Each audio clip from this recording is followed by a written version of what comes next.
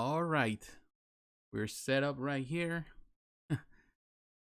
Hey guys, how you doing? Jpsarrireviews here, and welcome to the live chat. I need to start working on this introductions here.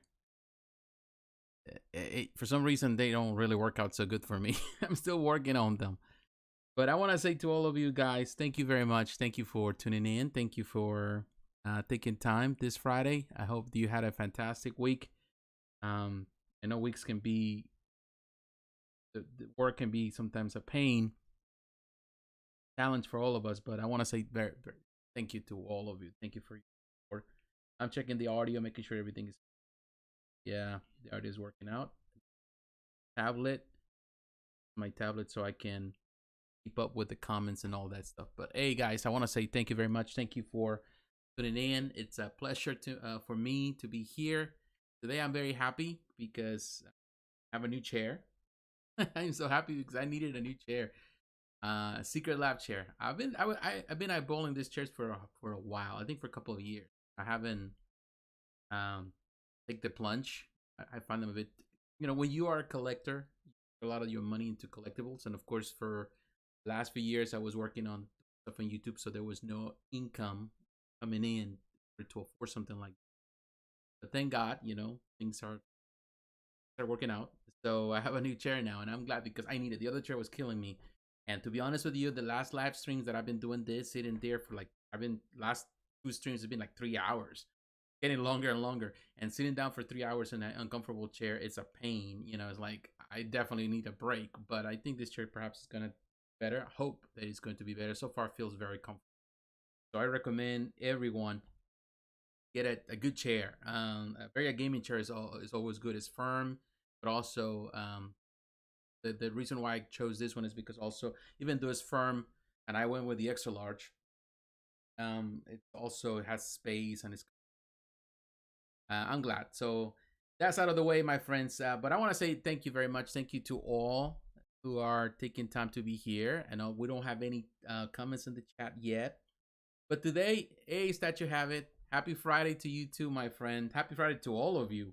But yeah, I want to say to all of you, like right now, this week has been interesting. It hasn't been as heavy as previous weeks with collectibles, but there's been some great releases this week. And of course, right now, this weekend, a lot of people are going to the movies to watch Doctor Strange and the Multiverse of Madness. I'm not gonna get the chance to go and watch it this weekend because I got things to do. Of course, Mother's Day tomorrow. I promised my wife to do a couple things that I need to do. I got to take her for service, and her in the morning. I got to do some yard work and some other things. And my wife is gonna be busy with her mother. They going out, of course. So I'm gonna be doing stuff in the house. Perhaps I can finally also, if I get the opportunity to to finish some reviews that I need to do, some statues that I need to review that I haven't had the chance, some action figures that I want to review, also book reviews. Hopefully I get the chance because I know many of you want that. And definitely, but even though that happened, I'm gonna find some time next week to watch the film. Not on the next weekend because next weekend I'm going out.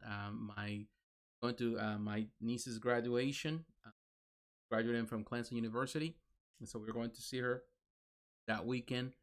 And I don't know how it's gonna work out. So, but I'll find a time throughout the week, and perhaps I share my point of view at some point with. But I hope you all having a fantastic time, and if you're going to watch it, enjoy. Definitely, it's always fun to go to the movie theaters. This week, of course, we have the May the 4th, so a lot of people got excited for that. There were some reveals, and I wouldn't say there were so many reveals, but there were some interesting reveals, and I want to talk about those interesting reveals today. So I'm going to give you a list right here. I always make my list every week, and I try to keep up with the stuff as much as I can. I want to talk about Star Ace Toys.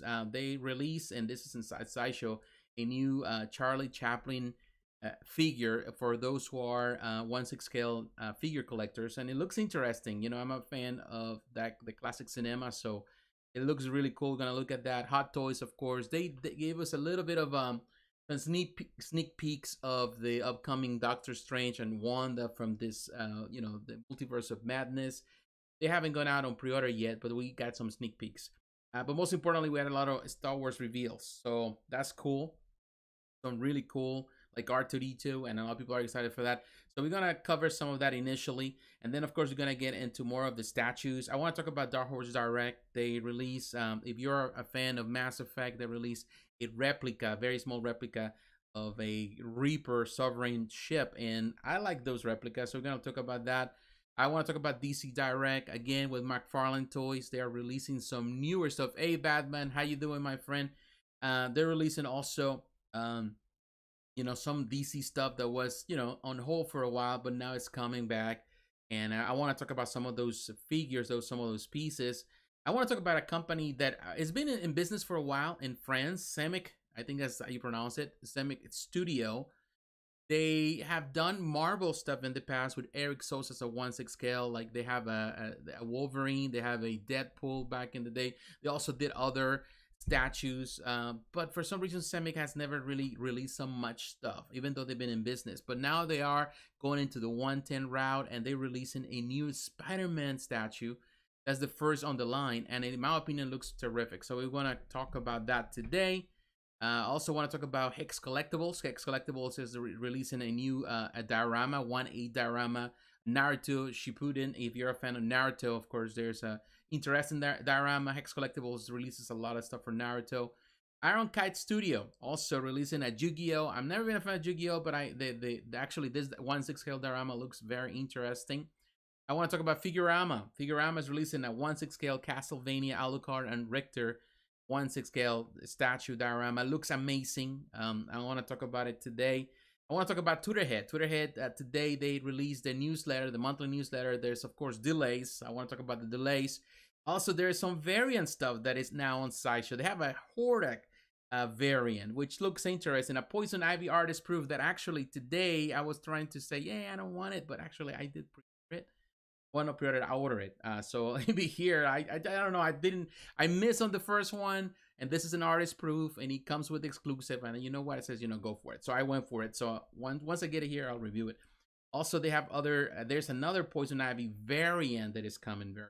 So they showcase that. Also, they showcase a picture now, the He-Man and Battle Cat, and they're saying that this is coming out at the end of this month. Probably is going on pre-order. So I'm really holding my fingers right here, crossing my fingers, because I don't know how expensive it's going to be. Hopefully not so much, but hey, you never know. I already kind of foresee this to be expensive.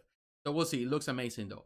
I'm going to talk about First for Figures. They released a Dark Soul 3 Nameless King, a quarter scale statue, which is part of the Dark Souls line they have, which looks amazing. And we're going to talk about it today. Quinn Studios released a quarter scale Iron Man Mark 42. So we're going to talk about it today. I think they're releasing it this weekend, so we're going to look at it. Sideshow Collectibles, they gave us the teaser of the Psylocke premium format, which is another Psylocke premium format, but I saw people are excited for it. It looks really good, so we're going to cover some of that. I want to talk about the Mandalorian life-size bust that also, because of May the 4th, of course, it was showcased there. We're going to talk about it today. And finally, at the end, we're going to talk about JND Studios. So they released the 1/3 scale, the Batman and the Bruce Wayne statue, Robert Pattinson statue. They look amazing, of course. And there's always now there's the idea of people having which one is best, which is the best Batman. So we're going to cover some of that today.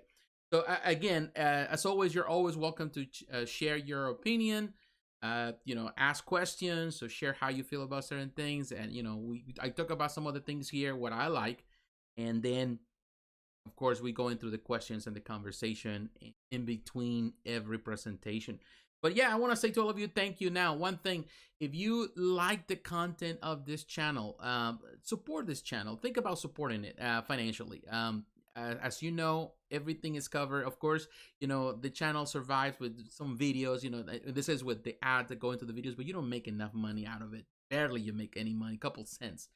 So everything you do, whatever you give, hey, what's up, Late Night Trip? How you doing, man?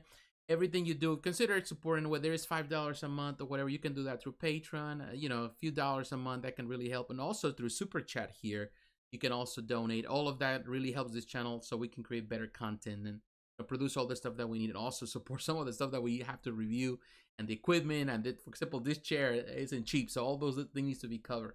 But in any case, thank you very much for your support, and thank you for being here with me always. I really appreciate the support and the friendship and the conversation. Now let's get into it.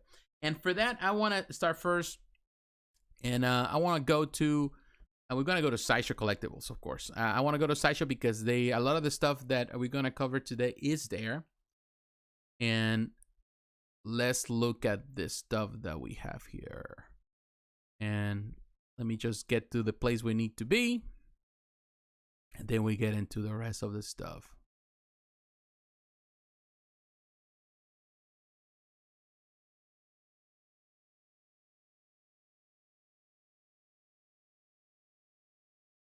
All right, so I'm getting this stuff ready, so forgive me for a little bit of... All right. Okay, it seems that we didn't... Hopefully, let me look at this.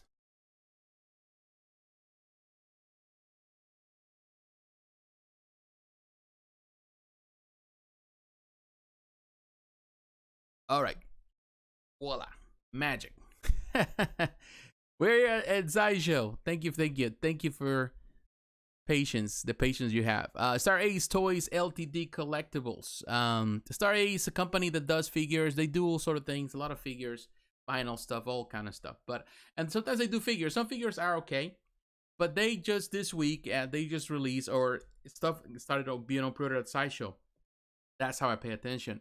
And they have the Charlie Chaplin figures, and these figures, the 1/6 scale figures, look really, really good. Although I will tell you, I've seen some of the figures from Star Ace in the past, and they're okay. They're not at the same level, quality-wise, as the figures from the other companies, from Hot Toys, for example. Even Asmos Toys does better figures. So they're Blissway, they don't at the same level, but they have some interesting figures that you're not gonna find with Hot Toys. And Charlie Chaplin is a character, of course, bigger than life. And the fact that they're doing this, in my opinion, is super, super cool. So as you can see right here, they have this Charlie Chaplin.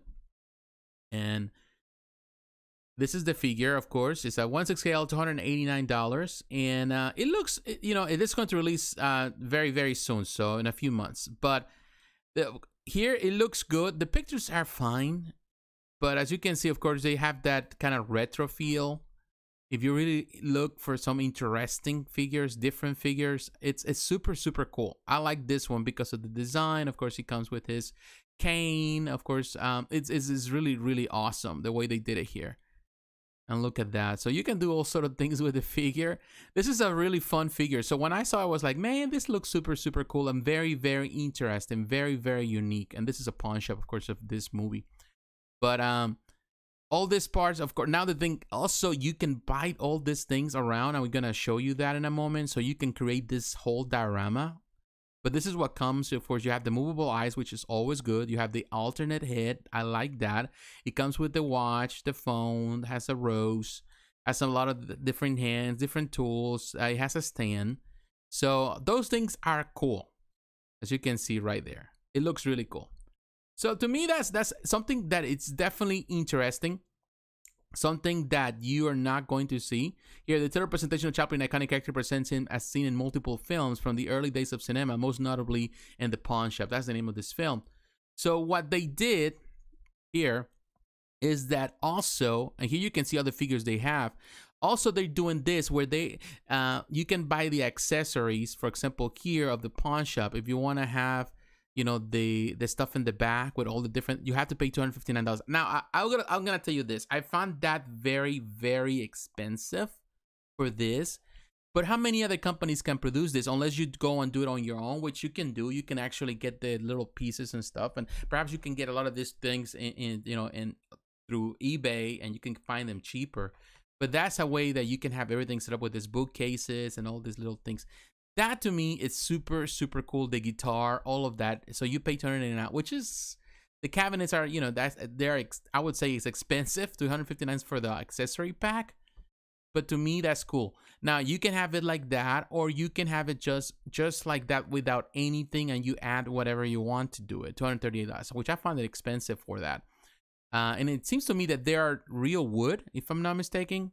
Let's see if it says on the material. It doesn't say, but it appears to me to be real wood. And perhaps you can find this cheaper and add it like that. But you know, sometimes people don't have the option or the the alternative to do it. So the fact that they are providing you with the means to it, so you can create the display, to me that's super cool. Now here's the counter, which is, in my opinion, is very, very cool. And of course that the the machine, the counter machine, all that is really cool. All these things are unique. You can see the cash register is functional. And of course you can open that door, the movable door.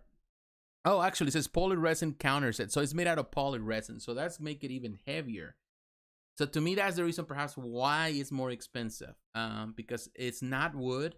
Although I would have preferred for this to be wood. I think that will add more to the realism than just having, polyresin with it. But of course, that's just a choice that they make.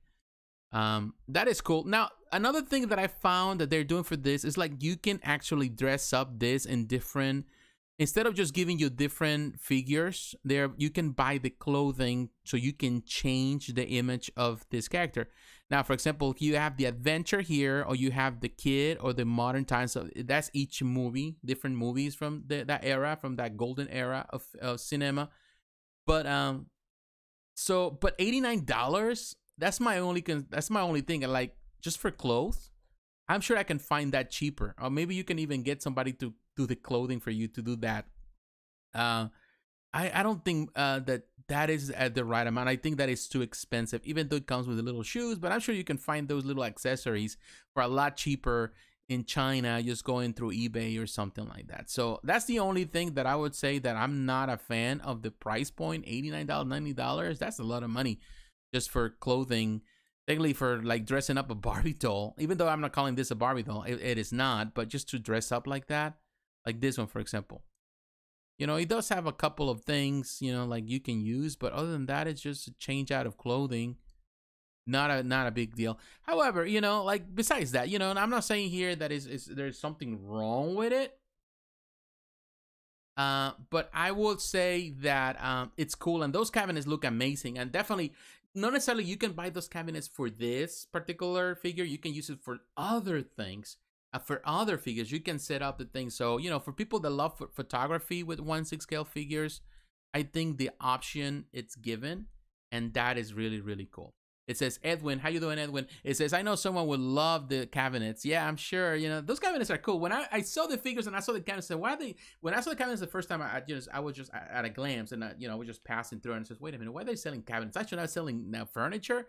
And then I realized, no, actually, these are 1/6 scale cabinets. And I was like, man, that actually could be, it looks cool, not only for this figure, but for other figures. You can actually create some type of diorama. That's the coolest thing about 1/6 scale figures that statues don't have, is that you can actually recreate scenes if you want to, of movies or things like that. You can recreate all of that. And all those little things are, trying to recreate little stuff. Sometimes you have to buy them, but that is cool. To me, that is a cool thing. And that's the reason I wanted to point it out. I think the figure is cool. The cabinets are cool. They are resin according to the notes. The only thing I found to be too expensive is just the change out clothes. I think those are really expensive. So I wouldn't go for that. So I will tell you, that's what, I think that, in my opinion, is really, really cool. All right, guys. Now I want to move on. Hey, I wouldn't be surprised if Sideshow ends up selling actual furniture. To be honest with you, Edwin, with Sideshow right now, because they've been selling, they selling now apparel. They sell jewelry and a lot of junk. Even like what I was kind of laughing last time is like they selling like in lunch boxes. It's like, really, now next time they're gonna be selling Tupperware and something like that, or Avon. They selling like all kind of stuff. And I wouldn't be surprised they end up also selling. This is the thing. I will tell you one thing. One good thing about Sideshow, they know how to smell the money, and they have been good at smelling the money. They go for where actually they sell. And the reason why they sell the stuff they selling now, because it sells, because people buy it. And the target audience, the audience that they're targeting now, is not necessarily the old school collector, statue collector, figure collector. It's more of you know, the people that, you know, they just here to hang out and they just want whatever look kind of cool. So people that buy whatever. So definitely this is the reason, you know, they're growing and expanding the way they're doing it. That's their market, that their approach to the market now. So kudos for that. You know, that's the way they do it, and they can make money out of it by all means. You know, I'm not a hater. You know, everybody is entitled to make some money. All right, guys, let's move on, and I want to move on to Hot Toys. And we're gonna be here again at Sideshow, because of course this is where we at. So let me just type this stuff here, and we're gonna look at Hot Toys. You know, I love Hot Toys. I'm telling you, I always impressed with the figures that they produce. There's nobody else that can do it as good. Of course, now we have JND, for example. Well, no JND, although JND also said recently that they're about to start doing some of that. So, you know, but we know Quinn Studios, you know, with the in art, they just doing it. They're just doing it. You know, that's how they do. All right, so I'm pulling all this stuff here on these pages. Bear with me. Thank you for your patience. Some of this screen doesn't want to come up. All right, we are where we need to be. All right, so let me put you there. All right, so we are here at Sideshow, looking at all the stuff. Of course, all the art prints that they sell now, all the stuff. Here we are. This is the stuff that I wanted to point out to you. It's all the Star Wars stuff that they just released, of course, and May the 4th. And they have this, of course, all this based on pretty much on the Clone Wars, based on the prequels, which some people don't like the prequels. I don't have a problem with the prequels. I like the prequels. I have no issue with none of the movies of Star Wars. I love all the movies. Of course, my favorite's always going to be the originals because I grew up with them as a child. They were terrific back in the day as a kid, you know. They're classic. The prequels was an interesting concept. Even though I wasn't totally blown away by the prequels, I did love what they talk about and what they introduce, and also they follow up, which was in reality with the comic. You know, the comics really took a lot of those ideas and were expanded. The cartoons, the animated series, all of that really expanded the whole lore over the years. And, you know, if you know me well, you know that I love the Star Wars to death, and comics from Star Wars, I love them to death, particularly from that era. And the Clone Troopers to me has always been interesting. You know, I love the concept here. And here you have, of course, the regular Clone Troopers, $230. This one, we're gonna go to this one first. And looks simple, you know. But you know, it's a Clone Trooper, and it looks really, really cool. I love the design. I love all the different weapons. It comes with a lot of weapons. It comes with 2 swappable heads. I like the different hands. It looks really good. So you can display it in different ways. I really like it. This is the simple Clone Trooper. No changes. You know, the colors are just basic. It's just a plain color. But you know, with the different, you know, portraits, I like that. You can change the look, and it definitely looks fantastic. So looks good. Of course, he has his backpack and he has the base, which the base is simple but serves the purpose. To me, that's what matters. All right, so now looking at the next one here, we're gonna look at this one. This is the Clone Pilot, and this is $235. This is really cool. Different helmet. Of course, he has the 2 different helmets and heads. You know, looks good. He has the binoculars, and he has the 2 different weapons. Really cool, and the different hands. This is cool. I prefer the other one, although I love the in this case the helmet on this one. And this is for the completionist, definitely in my opinion. The one that wants to have all the Clone Troopers, the different versions, which there are plenty, and they're all cool. Although, like for example, when I play Battlefront 2, I normally go for the same color, you know, the same style. You know, I love some particular Clone Troopers or some troopers outfits in comparison to the others, some different colors. So this is cool, of course. And I like that one. I love the one in the back too. And this one is not out yet, if I'm not mistaken. But that is super cool. That gives us an idea. And here, everything that comes with it looks cool in my opinion. Nothing wrong with it. Actually, I do also I love the way they're doing the packaging. This is the see-through packaging, which in my opinion looks amazing if you want to display them like that. Has kind of like that retro vibe feel of the figures, which in my opinion is very, very cool. So that is cool in my book. That is really, really cool. All right, so the next one that we're gonna look here, which I'm really happy with this one, the Battle Droid. A lot of people are excited for the Battle Droids. Of course, these are the ones. $190 I think is a good price. Well, you know, 150 will be better, but 190 is fine. But I know a lot of people gonna be excited because these are the ones that you have to kind of create like a little army of them, and you're gonna see some of those guys that they go crazy with the display. They're gonna have a lot of them, which is the best part. So I like the design. Of course, Battle Droids are always funny, and of course he does have the same design now with the 20th anniversary of Episode 2. Which it can, you know, it's amazing to think that it's been 20 years since that one came out. Of course, so the second film and the prequels, Attack of the Clones. But here you can see the different change out, the weapons. That's cool, and of course he has the C-3PO portrait, which it's cool. It's a nice touch. It was, I wouldn't say necessary, and it's like, oh my god, I need to have it. No, but I think it's kind of cool that they added like that. It's just a change, and I love that they can do all sort of things like you see in the film. They're funny in my opinion, the Battle Droids, and I love the design, the paint job, the weathering, all the stuff that they did on the figure looks really, really cool. And you can see, you can have the whole army, which some people will do, and you can do all sort of things with it. Love that. Here with that, the weapons look amazing. That one hasn't come out yet, if I'm not mistaken. Will come out. The big droid, forgot the name. Here's Windu. What's the name? It's Windu. Yeah. I love that. This one, they're giving you the hint that it's coming, which is amazing too. That is coming very soon. It'll be on pre-order soon, sometime. So you're getting all these things, and in my opinion, that is very, very cool. So this is another figure that, in my opinion, really did really, really well.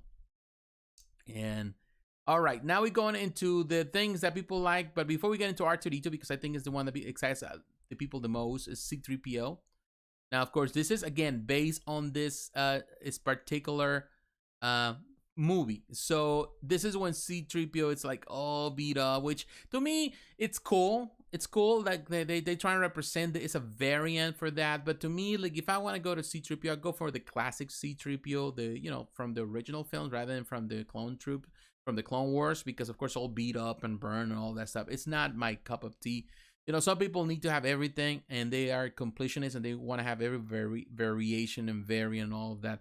But that to me is not. I'd rather wait for another reissue of the classic one or the regular one. It's fine. It's not bad though, and I think it does. If I'm not mistaken, it may have some lighter features in the eyes. I may be wrong, but I think it does. Yeah, it does. It has to have. And another thing about this one is that it does have die-cast elements, as you can see, and it has a change out or hit right there with that. But that is cool though. The only thing, man, is and all the weathering. I'd rather have just a regular C-3PO. And let me see something. It does have die-cast elements. I want to confirm that just for you. But it says, okay, so it has a blaster rifle, interchangeable battle droid head. Especially designed the Desert Team figure stand with Star Wars logo and characters nameplate, which, okay, contains die-cast material. So it's going to be, not all of it is going to be die-cast, but it's going to be some die-cast, which is good. 6 mechanical interchangeable hands included. A meticulously crafted mechanical head with LED light-up function, yellow light battery operated. Okay, so it needs batteries. That's cool. A beautiful recreation of recycled scrap metal in bronze, reddish brown, and silver applied with weathering effects. It's cool. Nothing wrong with that. Could be better, yes. Could be worse. For those, but this is not for me. This is for the, you know, for the completionists. Now, this is R2D2. A lot of people are excited because a lot of people are missing this one. This sells quickly. R2D2 always sells quick. And this, of course, is based on the Clone Wars, on the second film, Attack of the Clones. So it has all the dirt and all the grime and all of that, which some people can live with that. I would rather have some that is cleaner, although I feel that it's not as bad as you see with C-3PO. And of course, it has all the little parts, you know, all the little change out parts, which is, it's super, super cool. So I can live with that. And then he's carrying that. That is cool too. It's gonna have that as well. So yeah, you know what? I will say this one is better over in the end. I find it to be a lot better, and of course he has that effect, which is kind of gimmicky always, but it looks cool. And here you can see. So I will tell you, this one has a lot of pluses, and you can live with that. That little stand when he's flying, that's kind of cheap, but you know what else can you do? And again, it has the same window box, which in my opinion is cool. So this one definitely, it has potential, and it has lighter features and all of that. It's cool. Nothing wrong with this one. So you're looking for R2D2 and for your 1/6 scale collection, for your figure collection, definitely this is one worth checking out. It looks good in my opinion. It looks good. So definitely looks good. All right. All right, guys. Let me just take a quick break here. Drink some of this. I want to say to all of you, thank you those who are watching right now. I don't know, what do you think about this figures? Let me know. Are you a fan of any of them? Are you gonna pre-order any of them? Let me know. I like the troopers though. Good. I'm telling you, this one is Goya. That's the brand. Coconut water, but he has pulp, so it has a little piece of coconut in there. Coconut, so it tastes good. I like it. I always like those things. Are good for, you know, those things are great for your stomach, if you have any type of sort of pains or whatever. So that's the thing. It was pretty good. Not a problem there. All right, so now we're gonna move on. Hey Pulido, how you doing? Welcome. Thank you for tuning in. Thank you for tuning in. All right, so let's look at this one. Let's see. I want to show you this.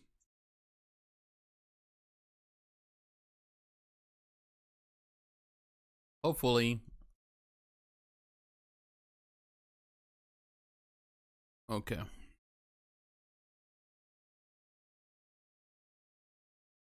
There's no, it's not gonna be here.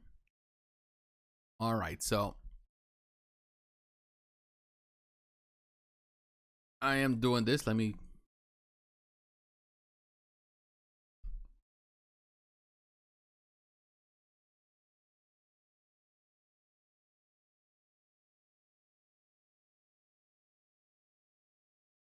Trying to get this stuff where I need to.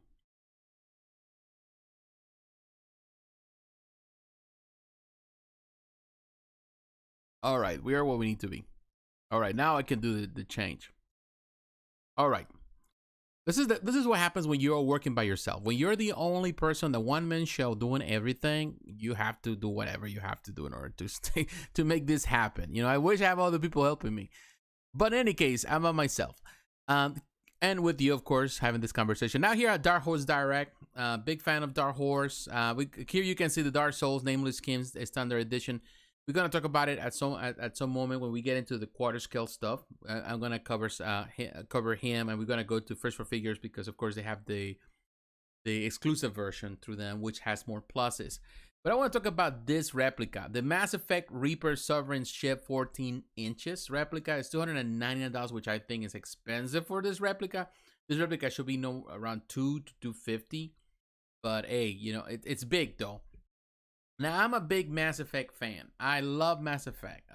Just recently I went through Mass Effect.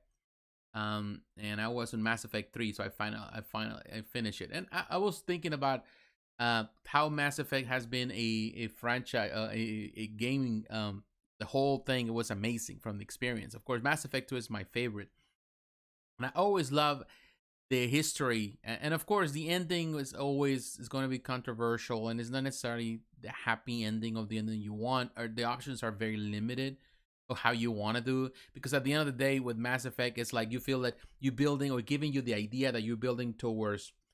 Huge fan of Dark Horse. Yeah, me too. Hey Pudgy, how you doing? Late to the party evening, Poly Stoners. Yes, thank you everyone. Welcome everyone.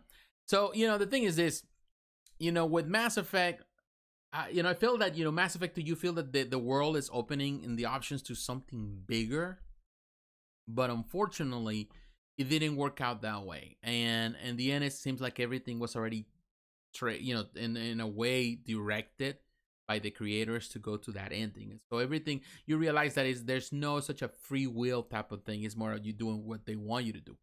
So that was the thing. But in any case, they're releasing this, and again, I'm a big fan of Replicas, so it's going to be limited to 1,000 units, and it's going to release sometime in November and January. It's made out of polystone. Now, the sculptor and the painters is Gentle Giant Studios, which of course they are part of Diamond Select Toys. They are the ones that the studio was the one that did the whole design for this. And let's see if we can enlarge these pictures.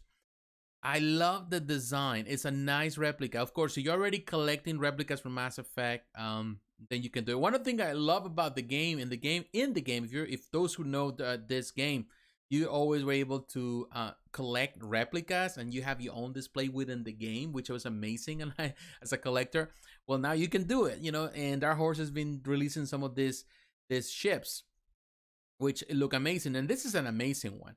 Now, the price point is the thing that really gets to me, because I feel that it's too expensive. But at the same time, when you come to think about replicas have never been cheap. And, right now with the prices going up, I think it's understandable. It looks good. But this is not for everyone. This is for big fans of Mass Effect. This is for those who love the replicas. I love replica stuff. I love miniature stuff. So to me, that's something that really, it caught my attention right away. Unfortunately, right now I had so many pre-orders. I have a lot of stuff that I have to take care of right now. So it's not like I can really get into this train.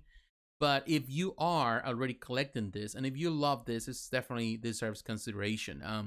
It's super, super, of course. It's this, of course, if you know the game, these are huge. They're definitely massive. So, it's a small in comparison to other ships too, but it's cool that they're producing this, and I like it. So I wanted to show it to you, because to me that is a very cool design, and I'm glad that we're getting to see stuff like this, more than just the classic Marvel DC stuff.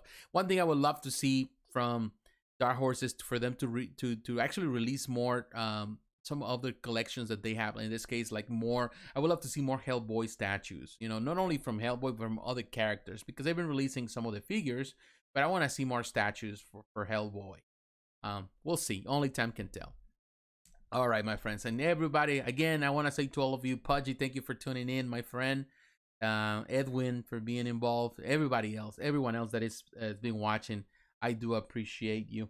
All right, my friends, so we're going to move on, and I want to move on now. I want to go to DC Direct and McFarlane Toys, because, and let me get there. Let's see, DC Direct, McFarlane Toys. Let me go to McFarlane. All right.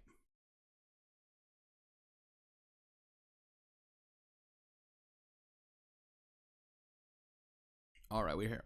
All right, McFarlane Toys, DC Direct now. Of course, McFarlane has been the one doing the whole thing now, so they're taking care of stuff.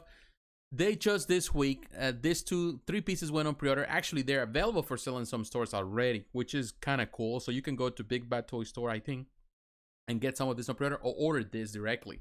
So they have this three right here that I want to check out. And let's see if we can see the Poison Ivy by Frank Cho. Let's see if we can see some pictures. This is a very, very cool. I will tell you, I love the DC, this line that they were doing. And definitely, I'm a big fan. I love Frank Cho. Frank Cho is one of my favorite modern artists. I love the stuff he does. I wish, Frank Cho would do more stuff. My love from Frank Cho, even in this channel, one of the years ago, I review, what was that I review? I forgot her name. Frank Cho, remind me, Brandy. I what was that, Brandy? Yeah, Brandy. I remember one of the beautiful statues that with his art, amazing. It looks amazing. The best statue of Frank Cho, of anything that Frank Cho. Of course, it was done by Claiborne Moore. I'll remember. For some reason, I'll tell you. As a matter of fact, I'm gonna remember now, because there are things. When you start getting to this place where you start forgetting things, that's tough. That's tough. Okay.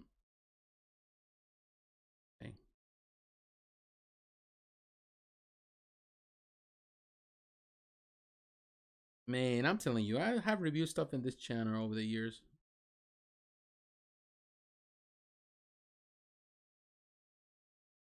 Liberty Meadows, the Brandy, yeah, Brandy statue by Claiborne Moore. I reviewed on this channel years ago. It's one of the, still up to this day, considered one of the most beautiful statues ever done by anybody, by Claiborne Moore, who I consider a fantastic, phenomenal sculptor. And even though now he's not doing that, he's more like art directing, you know, with the Diamond Select toys. But he was phenomenal, amazing work. So I love when they capture Frank Cho. I think this does capture some of that element, although I think Brandy is a much better piece. But looking at the statue, it looks good. It's a classic thing. Of course, it has the curves and all that. So this is a nice concept, and it's not expensive, if I'm not mistaken. If you go, of course, here I'm only looking at the pictures, but I think it's $100 and some. You know, that's the thing that I kind of miss about DC. Unfortunately, since DC went away, it's like, you know, at least they were always the affordable. They offered the affordable prices, which was an amazing thing. But now, of course, we don't get to see that, you know, a lot of these things. Now we have this Harley Quinn Deluxe. This is the second version. This is another one. I think this is Matthews, the one that sculpted these pieces. But look at this one right here, because unfortunately, oh yeah, actually this is limited to 5,000 pieces, which is a standard number that they have. It doesn't say who did it, but if I'm not mistaken, it's a 1/8 scale. It's hand number, all of that. So it follows the same concept that they always had. This is a great piece, in my opinion. Definitely based on the DC Bombshells, which was phenomenal. One collection that was doing a lot of money. The one is a 110. I think it is. We're gonna look in a moment just to confirm. But this one right here that we're looking, this is a 1/8, which is not that small, but that's just the standard that they're doing here. This is the classic box from this. I love that McFarlane continues the tradition of the boxes and the colors. So technically, even though he's now on charge of it, he's still respecting the concept of DC Direct. To me, that's great. Although a lot of these were already concepts that were already created. It's not like he had to come and build them. Were already set in motion and the production. But of course, then company decided to close doors. In this case, Warner Brothers, you know, kind of closed the doors of DC Direct. So a lot of those projects, they pretty much were hanging in there. All McFarlane has done is just simply finishing all those touches and getting stuff ready to sell. So to me, that's good. And hopefully, you know, we can get to see more of them producing this stuff. And this is, you know, another great addition. I like this concept. I think I like this one, this Harley Quinn. Although the first one was, in my opinion, is fantastic. You know, where she's on top of that bomb or that, yeah, the missile. All that is really, really cool. So this is a 1/8. Now let me go back to look at the other one. And this one here, because I didn't see the scale, because I didn't go down. This is also 5,000 pieces, and the scale is 1/8. So actually, they're both the same scale. They're both 1/8, which is not bad. It's going to be larger than 110. And that is cool. I like this one. So it's not that bad. There's a resting statue. Unfortunately, it doesn't tell us who's it. But if I'm not mistaken, it was Matthews, one of the sculptors in one of them. Now, actually, Matthews is the one. Oh, no. I don't remember who that person was. Actually, this is Jean St. Jean. This is the one he did, the Batmonster by Greg Capullo. This is another one. This is part of the Black and White collection. Again, this is Jean St. Jean, and he is phenomenal. John St. John, actually, if you pronounce it right. But man, he did such an amazing work with this one. And I will tell you, I'm glad that the Black and White collection continues on. And here you can see the name John St. John. Amazing collection. And this is definitely a concept. If you know, of course, this from the cover and all that, it looks amazing. Look at this one. The Black and White collection, it amazes me. You know, it continues to grow. You know, one of the best collections ever, you know, from DC Direct, DC Collectibles. The fact that even though DC Direct as it was is gone, the fact that we still getting to see releases, that to me is amazing. So this is definitely for the completionists, the ones that have been collecting this for years, getting to see all this. That to me is super, super cool. So that's John St. John. Let me see if we can see the artists on the others, because I didn't see that one. That's John St. John. Let me see if we can see on the side who is the one. This one. Tim Miller. Actually, Tim Miller is the one that sculpted this one. And actually, Tim Miller did a lot of the statues for this collection. Has done a lot of this for the DC Bombshells. And Tim Miller is a phenomenal. He did the first one too, the first version of Harley Quinn. So that's good. That's Tim Miller. And now let's see Poison Ivy, if we can see it, if they have the box, which I don't see it. Yeah, I don't see it. That sucks. Because with the box, we would have seen it easily. In any case, you know, this is another, this might be the one that I was thinking about. It was, but in any case, they look amazing. You know, I'm glad that they still producing. The DC Direct stuff is still coming out. And it's cool. You know, it's always cool to see that. So, all right. So, forgetting things, welcome to my world. What's your name again? Huge fan of Dark Horse. Yeah, forgetting things, welcome to my world. What's your name again? Yes. I'm telling you, when you get to a certain age, it's not as easy, you know? Like, it's not.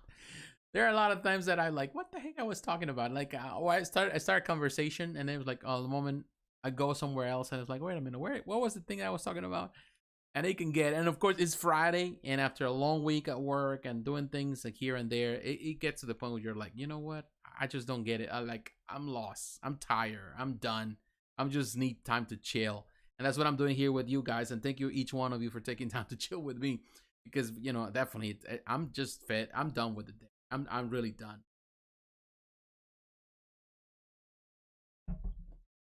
All right, guys.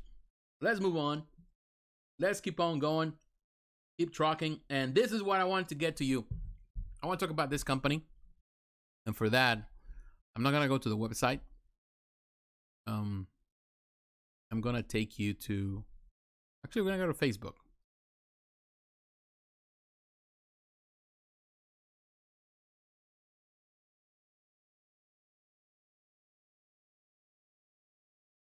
I want to take you to one company that you need to pay attention.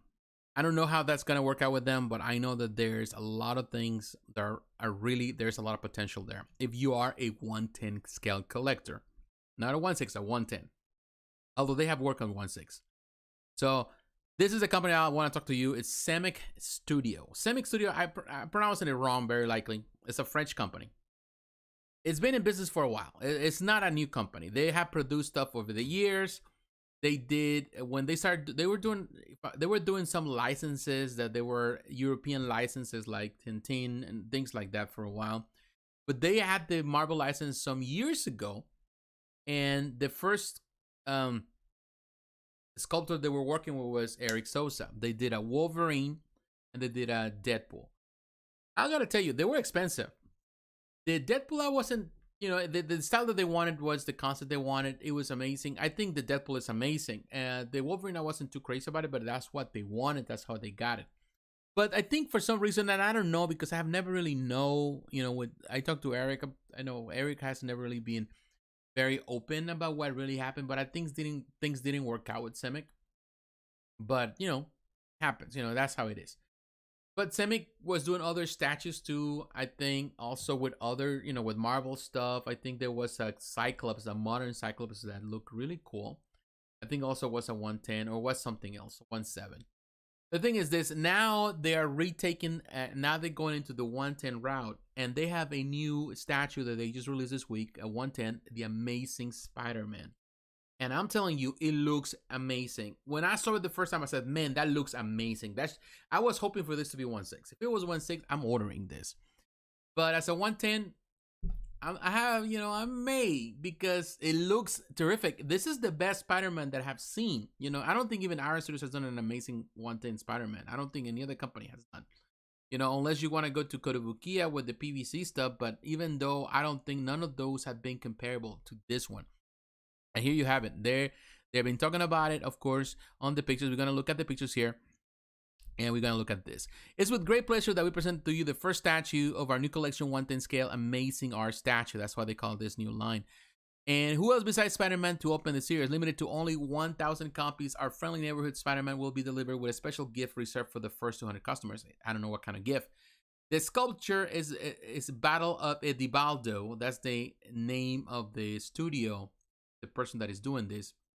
The art direction is Semic, and actually my friend Dan Duke, who is well known in the forums, if you know, he's a fantastic painter.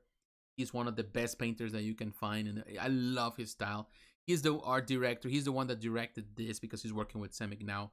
He's also a painter, so I don't know if he painted himself, but he was the art director here that I know of. It looks amazing. The price here in euros is going to be 189 if I'm not mistaken. So the pre-order, you have to pay a deposit 38. So I'm guessing it's going to be over 200 some dollars. I don't know if it's going to, I don't know. Yeah, Edwin, Spider-Man is amazing. We're going to look at the picture side now. But it's going to be released in December. In my opinion, this is the best Spider-Man ever. You know, not even Arthur has done a fantastic Spider-Man. Now we're going to look at the pictures. This is awesome. I love the detail. This will be a perfect in any scale, at any scale, whether it's 1/3, 1/6, 1/4, anything.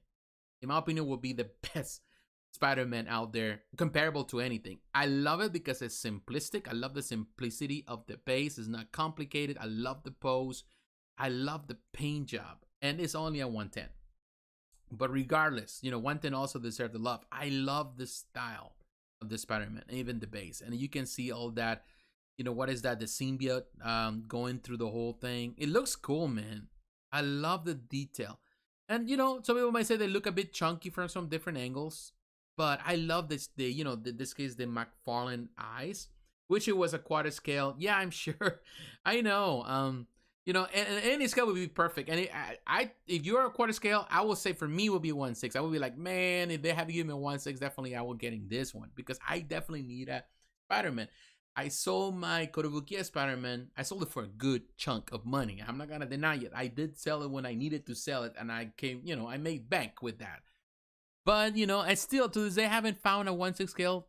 Unless I rebuy it again at some point. But, sometimes as a collector, it's better to look forward than look backwards. And, I'm moving forward. I'm collecting other things. One day, perhaps I add it again. Also, the Baldwin designs was amazing. The museum pose, Modern Museum. I love those. But this has something very unique. And even there was recently one Spider-Man that was done by XM Studios in collaboration with another company that was a 1/7. Looked fine, but I wasn't blown away by it because of the whole base and the design and the concept. To me, this is simplistic. The paint job shines, and definitely, I'm sure that Dan is the one that painted this, and he did an amazing job. It is just a phenomenal representation. And looking at that, even when you get closer to it, you can see that the lines are not just painted. The lines are actually, it's engraved. Those lines are engraved in pretty much in the print of the statue. So that way they can paint it, and they're painted phenomenally. It's just amazing. This is a nice looking Spider-Man, no doubt. As a 110, this will be the perfect 110. There's nothing other. I don't think that there's anything else that I can compare. I don't think Iron Series even has done something as good as this. And they have done, and of course, the ones that they have done now for the movies and all those movies, I can skip those. I don't care about them. And I care more about what is comic accurate. And this is, to me, it's just perfect. It looks amazing. No switch out parts. The paint job is amazing. You can see the dimensions, 21.8 centimeters high, which is kind of like this. And of course, you have to consider that's because the base and all of that. The depth is 11.4 centimeters, and of course the width is 10.8 centimeters. So 21 centimeters. It's some inches there, but it's a perfect 110. I look amazing. I love, man, this display. Semic Studio doing amazing work. This is an amazing piece, and no doubt about it. This company is doing stuff, it's getting to where it needs to go. And hopefully they remain, because this is the thing with Semic. We had the problem with the 1/6 years ago. They started strong. People were anticipating. People were pre-ordered the Deadpool, and they were thinking that this line would grow, and and ultimately didn't pan out as well. So it was only that and the Wolverine, and that was about it. There was nothing else. And now they're going into the 110 route. Hopefully, that's something that Semi hasn't been good at it. At this is they remain, they stay strong, they keep at it, they keep releasing stuff. They start with this. Hopefully, it does well. It's a great start. and hopefully with the quality control on the final product is great, so that way people can be convinced and keep buying, because definitely there is a market, and Iron Studio so far has been the only one really hitting the 110 market hard. And it's always good to have competition, because it also prompts other companies to, you know, amp their game and to bring some good stuff. And, you know, right now the quarter scale is very convoluted. There's so many companies competing with each other. On the 1/3 scale, they're also starting to compete, you know, with Prime One Studio, who were the kings of the hill. You know, they still are, but I think there are other companies competing now on the 1/3 level. But on the 110, it's just Iron Studios and perhaps Kotobukiya with the, you know, with the PVC stuff, but it's mostly based on the anime, which in this case Iron Studios doesn't touch. So it's good to have competition. So we'll see what happens here. All right, so let's move on. Let's move on, because the night is fresh and there's a lot of other things to talk about. And yes, you know, I know everybody would love for this to be on a different scale, but it is what it is for now. You know, you never know. You never know. Now with the companies coming back and rethinking things and redoing things in different scales, you never know what the future will be on that and that end. All right, guys. So I want to go. Let's go back to Sideshow, because I want to go to. I want to show you this company, which, to be honest with you, I haven't had the opportunity to talk much about it in the channel, although the opportunity has been there. Sometimes, you know, for some reason, you know, over the year, you know, as you know, since I've been doing the reaction videos, and unfortunately I haven't been doing reaction videos lately because of my job, it's always been, you know, like I talk about a lot of companies. I try to talk as much about many companies that I can, but I don't always get the chance. Because, you know, there's so many companies doing stuff, and sometimes I have to concentrate on the big hitters rather than just the small fish. But I'm not saying that everyone is a small fish. And here you can see the stuff on Sideshow. I want to talk about this God of Shinobi, Senju Hashirama. This is a statue by Hex Collectibles. It's super, super cool. And this is really, really, really, really cool. Of course, this is based on Naruto Shippuden, and this is $834, which I know some people will be like, for a 1/8 scale statue diorama, that's too much money. But, you know, let's keep things in perspective. It's not, even though it's a 1 scale, it has a lot of resin, it has a lot of detail, there's a lot of stuff going on, although I still think it's a steep. But it's limited to only 750 pieces. Again, it's a 1/8 scale. It's going to release sometime between July and September of next year. Let's look at the pictures. Now, it is a 1/8. But just because it's a 1, it doesn't mean that it's small. The whole concept here, the whole base, is huge. And definitely the texture that they have in the base, it's really, really amazing. Now, I know Naruto, I have watched Naruto, but I'm not necessarily like a big Naruto fan. But I know that there are a lot of people out there, a lot of collectors that they love Naruto and they collect the statues. So then I would say, you know, like, yeah, this is for them. Not necessarily, it's not for me, but it's definitely for them. And that is really, really cool. So I like the detail. I've seen some of the statues this company has done, and there's also different interchangeable parts here on the portraits, and also I don't know if it's the figure that is going to change out. I think it's the figure itself. But I really like that, and I do like the different poses. And as you can see, the switch up parts without the weapon, without, you know, with the hand. So there are a couple of things there that you can do, and definitely that base, man, is super, super huge. And when you're looking at all these little details, and, you know, it comes to that place where you realize that this is where the price goes. This is the reason why things are expensive. And sometimes people, they tend to think, you know, this is the problem that a lot of collectors have, is that they think about the scale as the way to determine price because of size. But just because something's smaller to your view doesn't mean that it's going to be less expensive because it's smaller. Size doesn't really matter when it comes to collectibles. That's the reason a small little Porsche or a small little Lambo or any sports car, tiny 2-seaters, can be more expensive than a big SUV. Why? Because ultimately it's about the quality, the collectible desire people have for certain items. You know, they pretty much the prestige that some people put into some things. And some companies, they are prestigious and they're gonna sell things at a higher price because they command that price. While other companies are gonna sell things larger, you know, of course, in bulk or the bigger. And that's the reason Sideshow, for example, sells things cheaper in comparison to other companies, but it's because Sideshow has huge edition sizes and the longer, and that's what you see. For example, we're talking about DC Direct. Why is it that DC Direct can afford to sell things for $150? It's because they have 5,000 pieces to sell, you know, versus this company that is selling 700. You know, make the count, make the number. That is where it goes. And of course, the DC stuff has a very tiny little base, simple base. Technically, it's all the figure. Here is the figure. It's also 1/8 comparable to the others, same scale, but the base is huge. So all of that needs to be accounted. But yeah, I like this one. Definitely the detail is there.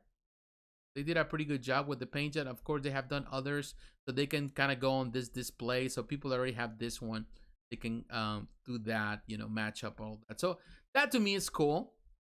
Definitely Hex is a company that deserves attention. Here you can see the difference. Actually, the change out, it's not necessarily is the figures. It's not like change out hands or anything like that. And actually, I can see the sword is removable then and can be added there just for a different display. That is cool. Cool concept. Nice. So yeah, that is the thing. And let me see another thing we can see more from Hex Collectibles here that Sideshow has. His swords are cool. Yeah, they're really cool. Here you can he gives you an idea of what we have seen from this company before in these different collections. As you can see, they had the Uchiha Sasuke, that's how you pronounce it, right? Madara, which I love that. Those are great. Also, they have Shindo Hikaru. That is cool. And Namikaze Minato versus Kurama. So this is another one. Man, I'm telling you, these are great. And I've seen some reviews of this one. It's another 1/8 scale. So that's what they concentrate on this. And that's what they've been doing, Hex Collectibles. And in my opinion, they've been doing fantastic. So we can give him credit for doing amazing work for sure. Hey, Knight, how you doing, my friend? Thank you for tuning in. I appreciate that you took the time to stop by. Always a pleasure to have you here on the chat. And everyone else, thank you very much. All right, my friends, let's move on. And I want to go to I'm gonna go to Spec Fiction. Of course, Spec Fiction is a company that I have talked about it here before. As a distributor, as a store, phenomenal, great service. No, I couldn't recommend it more. I think they're phenomenal. All right, so we come into Spec, and let's go. All right, here in Spec, of course. Here also they have the Hex Collectibles here, that diorama. They also have that. Here you can see this one we took last week. The Fairy Tale Jalal. This is from the what is that? Frame Sume art. We talked about it last week, but I want to talk about this one, Yu-Gi-Oh! 1/6 scale statue diorama. If you're a fan of Yu-Gi-Oh!, which I remember with Yu-Gi-Oh!, I never cared much about it, but I know a lot of people did. Some people did. Of course, this is way later in my life. You know, I was not really into this kind of stuff. But Naruto kind of grabbed my attention, but Yu-Gi-Oh! Didn't. But the reason why I want to talk about it, $679 at 1/6 scale, I think it's a phenomenal price. It's interesting from this company. I want to talk about it. It's Iron Kite Studio. But this piece has a light-up feature, and it looks amazing. Of course, you know, you have to keep in mind that sometimes some companies charge more because, of course, of what they produce, but also into the price also is the license. And of course, I will tell you, Naruto Shippuden is more sold out by collectors. There's more people interested on that than I would say people interested in Yu-Gi-Oh! So that's also how much you pay for the licenses in the end is reflected on the price of the collectibles. That's the reason some collectibles are more expensive. It's because, you know, companies have to pay a premium to have those licenses. But I will tell you, this is a fantastic piece with the light-up features. They did a phenomenal job with it in representation of this. It looks super, super cool. You gotta give him credit for doing amazing work here. Love the detail, even though I just barely know much about this franchise. You know, just I know that there was the toys and the games and the cars and all that kind of stuff and the cartoon. And it's pretty much it was all about it. But it looks good. And I love the design. I love the concept. It's a simple concept. I think it's a phenomenal price for what they're offering here with the light-up feature and 2 characters. And the base, I think, is fair. So we can say we can give him really credit for doing amazing, amazing work. All right, guys. But while we here, now that we're here, and taking the time. Let me drink this. I want to take the time to go and look at this one. Castlevania Symphony of the Night, classic game. Allucard and Richter Elite exclusive statue. Price for this one is a 1/6 scale, and then Castlevania is always going to sell. Is $1,450. $1,450. It's going to release sometime in the second quarter of 2003. This is amazing. Here on the concept, we have the concept artist is Daniel Camerooni. I never heard of him. Amazing work here, I will tell. The 3D artist is Carlos Cruz. The coloring artist is 3-Eyed Studio. This includes certificate of authenticity signed by Figurama CEO, which he does that. And to be honest, interesting. But to me, it's like he has done that, and he's a cool guy. He's a cool guy. I've seen some of the interviews. But to me, it's like, okay, you know, like a signature from the people. How about a signature from someone involved in the, you know, in Castlevania and some of the people that actually developed the game? I just opinion. In any case, look at Alucard. Look at that face. Look at that. And Richter Belmont right there. They did an amazing job with this one. I'll tell you this. It looks impressive. It's an impressive piece with all the detail. It's not cheap as a 1/6, but there's 2 characters, a lot of detail. This company does quality stuff. And look at that. Even the Castlevania detail there. You can see that the based on in the video game, all that detail there is super, super cool. Castlevania, man, it's just a classic game. Almost 2 figures since the Dark Magician is included. Oh yeah, you're talking about the yeah, in this case the Yu-Gi-Oh with the Dark. Yeah, that's the reason, you know, like there's 2 pieces for $600. You're only paying like $300 per statue. You have 2 statues in a diorama with a light-up feature. It's a bargain. It is a great price. So I will say Iron Kite did an amazing job with that one. When you compare this $600 to this $1,400, and you realize, you know, of course, Castlevania is more expensive. Figurama has a little more of a pull by collectors. Also a new company, but they do an amazing work. And I look at Richter. Look at the detail, the paint job, the detail on this piece is so well done.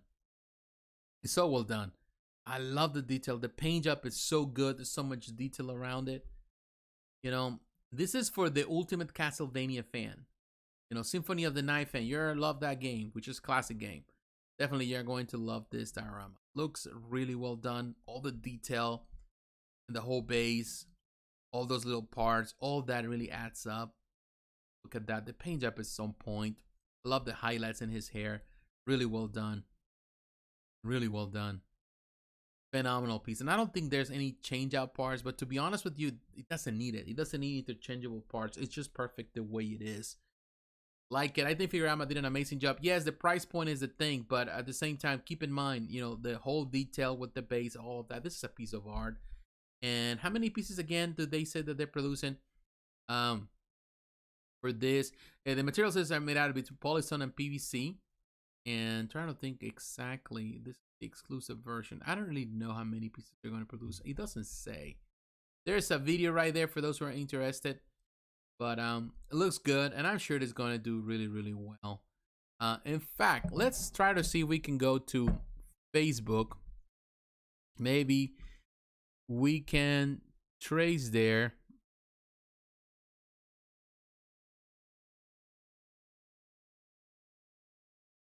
If we can see it. Pose. Oh no, people. Figurama collectors right there. This is the group, because they don't have a page, they have a group. But here, this is the world's first statue depicting Alucard and Richter together. Both Symphony of the Night protagonists posed in combat against Dracula minions. First video game statue from Figurama collectors. So that's another thing that they're doing there. They've been doing other stuff, but this is the first one on that line. Store exclusive animated wallpapers. Oh, so if you go through through their store, then you can get that save $45 of shipping with access or pay for it. Get this discount exclusively when you purchase from the Figurama collector website. All right, so you get like some posters that you can put in the back just for display. Well, that's kind of cool. It doesn't say the number. I don't see it, but it's cool.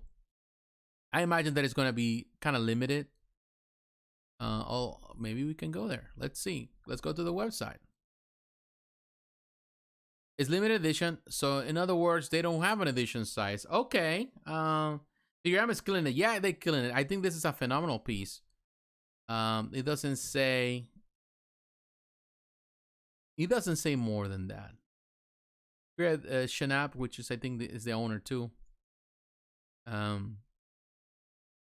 All right, so you got to pay the 20% discount. It's good, you know. Besides that, we know it's a good piece. It doesn't have a number, but I'm sure it's not gonna be like, oh my god, it's going to be like super super huge. So they're killing it. Yeah, like you said, Edwin, they're doing amazing work right there. So that's the point with that. That is cool. But yeah, guys, I would say thank you very much for so far we've been doing really good. We're really moving along in this video. Again, there were not that many reveals per se, like big hitters this week, but there were some good stuff, and definitely for 1/6 collectors, there were a lot of stuff, very interesting stuff that we were talking about. And continue with this stuff. I want to talk about another one that, in my opinion, is a company that definitely always deserves attention. Oh, this is good.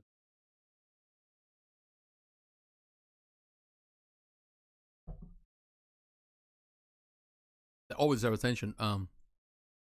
But I want to come to let's go back to Sideshow.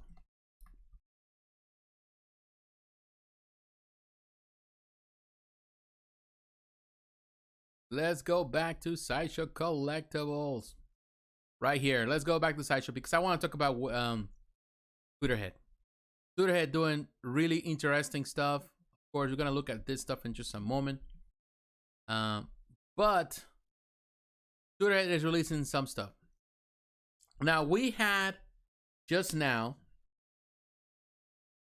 Here it is. I got to tell you something. First and foremost, I pre-ordered this figure. Not pre-ordered, I ordered it because they have it there on available. I ordered it. Only 50 artist proof. And I was debating it today. I was like, do I really need this? I always liked the original, when it was showcased and all. I love it. Actually, when I talk about it, I was already doing, my working on the channel full time, all that, so I wasn't making money. So those years I didn't order anything. So of course I didn't get a chance to get the exclusive. Now they have the regular, and I love exclusives because as a collector, I love things that have more value. So, it's gone. When the exclusives are gone. So, but today they decide to drop this bombshell and says, oh, we have 50 artist proof. For those who aren't familiar with what artist proof is, it means that they have more. And sometimes the artist proof is because they, within the same batch, they produce extras that the company decides to keep for the future, just in case also if they need to do replacements. Sometimes they need to get parts, so they use those for replacements. If they have to give away, also for people to review. If they have to do things to give away to people the work also. In the project, they get a copy. So all of these things. So companies sometimes produce a certain number. So it could be 100, it could be 50, it could be 20, whatever. So Sideshow has limited 50 artist proofs, and they said this like today. There's like they have the newsletter today, and they said, well, we have a few. And I will tell you one thing. I know some people get hurt about situations like this, but artist proof are something that's always been part of the business. Bowen always have many. When Bowen went out of business, they sold so many artist proofs through the stores at the Rockies Vault, and I bought a few and I sold a few. Companies are coming out with Statues first to purchase and decide edition sizes later. Well, in this case, not necessarily. Well, that's true. That's what they're doing. A lot of companies do it. They decide edition sizes later, depending on how many orders are. XM has been doing that lately. They revealed that. So I don't know if they're gonna do the same thing with Figurama. Probably they'll do it. But companies are doing that because it's the easiest and the most the interesting thing. And the companies were doing that before too. Sideshow used to do it that way. They put stuff on pre-order. Depending on the number of orders that you had, then they decide how many they were produced. Of course, now they already come out of the gate with so many edition sizes because they already kind of have a happy number. They already kind of know. They've been in the market so long. They kind of understand the market, so they know. But going back to Poison Ivy, I'm telling you, So I skipped it. I didn't have the opportunity, and I don't want to get the regular because at the end of the day, as a collector, I know that sometimes, if let's say in the future you decide to sell something, you want to have something that has more value. So whatever. So then the day they say, well, we're gonna have to have a few. So I kind of debated for a few hours throughout the day. Do I order? Do I order? Because this comes with the little exclusive part. It's also an artist proof. Do I want it? Do I need it? And it's not like I need it, but ultimately I say, you know what? I'm just gonna, because you never know. Maybe I might not like it. Maybe I sell it. Who knows? But like I already have a lot of stuff that is pre-order, stuff that I'm paying, already paid for. But I don't know. It just, I love this one. I love this. It definitely, it's good. I've seen some videos. I actually watched some videos today. Some people that review it, they got their exclusive versions recently, and I said, you know what? I'm just getting this. So as soon as it comes here, when I get the chance, I'll review it. I have other statues that I need to review, and I haven't done it. I get the chance, I will have the review, and I'll share my opinion with you. But it looks amazing. Of course, as you can see, it's 50 for the artist proof, which is cool. And they also have the regular edition size, which is 1500. It doesn't have the, a little thing, that stuff that comes as an. So I ordered it. If I will tell you, if you're still on the silent, undecided, do it now. You get the monster plan, and it's available right now, which is cool. And I know this is another thing. This was sculpted by Dan Ulrich. Phenomenal. I love Dan and Jack Matthews. They did this. And here you can see Walter O'Neill is the designer of this. Andrew Kalika, also the designer. And Holly Neville Bard is the painter. It is an amazing piece. It looks amazing. It looks amazing. So, but in the newsletter today, they were talking about a lot of other things. They were talking about, before we get into it, let me show you. Also, they were talking about a lot of stuff that the delays, of course, is something that Tweeterhead has been suffering greatly. The number of the delays that they have with the stuff. They were saying that stuff that some of the people they're still waiting on some of the poison ivies, and they're waiting on other pieces. They will not have those. The ones that were ordered directly through Tweeterhead, they will not be able to get those probably until next month. That's what they're thinking. So there's Superman. I think there's nothing. Superman is the one that is coming next week, and I'm looking forward to that Superman, hopefully, because I'm on the wait list for the exclusive version. I want the exclusive. Hopefully they get some artist proofs or whatever. If there's some extra, some way I can order one, because as soon as I get that, when my wait list converts from, and it's I'm on the wait list on Tweeterhead and also on the wait list on Sideshow. The one that converts first, I'm taking it, because I really want that Superman, but I want the exclusive version. But here you can see, but they were saying that there's some delays, so Superman is not coming until June. So that's another delay. People saying Tila, it's already on they on a container, or they're gonna put it on a container, and they don't know when it's coming. So it's a lot of delays. It's something that they've been suffering a lot, and every single time they talk about it, and but hopefully they don't suffer that. Now this is another thing. Now it's already on the wait list, but this Hordak Legends Special Edition, that was also at the same time. I think when not with Poison Ivy that went out today, but Hordak went out yesterday. And Hordak, this is another special edition. Technically, it's kind of like the classic, but it had only limited to 30 pieces. And this one, if I'm not mistaken, has the alternate portrait. So this is the one that was exclusive. Only 30. Now it's on the wait list. That's the reason I say, you know what, and I'm not collecting this scale. So I'm glad that I'm able to collect the Poison Ivy. So I'm telling you, if you haven't, if you're thinking about it, just do it now before they sell out, because they did with this one. They were even more limited here, 30 pieces, and that's on the limited edition. That's how they call it. But technically, it's just our artist proof. That's what they are. But super cool. It has the switch out portrait. I think it's just, it comes with it comes with both portraits. It appears so. That is cool. In any case, that's what happened here. And of course, I have all the things, like all the stuff. I do have in pre-order the Flash. That's already taken care of through Tweeterhead. I have Wonder Woman also, and that's through Sideshow. That is taken care of. John Stewart, I don't know when it's coming, but I'll have that one also. Hoping for Superman. I didn't pre-order the Joker, but I've been thinking about it. But again, I didn't get the exclusive, so I'm not doing the regular yet. And Black Adam, it's the one they still the exclusive still on pre-order there at Sideshow. And I've been thinking about it, but I'm not so sure. I'm not as invested with Black Adam as I am with other characters. And definitely, you have to kind of pick and choose the things that you want. You cannot simply go with everything. So that is the case. What's happening there? That is cool. So the delays are there, but they're working on stuff, and you know, I'm glad. Tweeterhead is doing amazing work. I'm telling you, they're doing amazing work.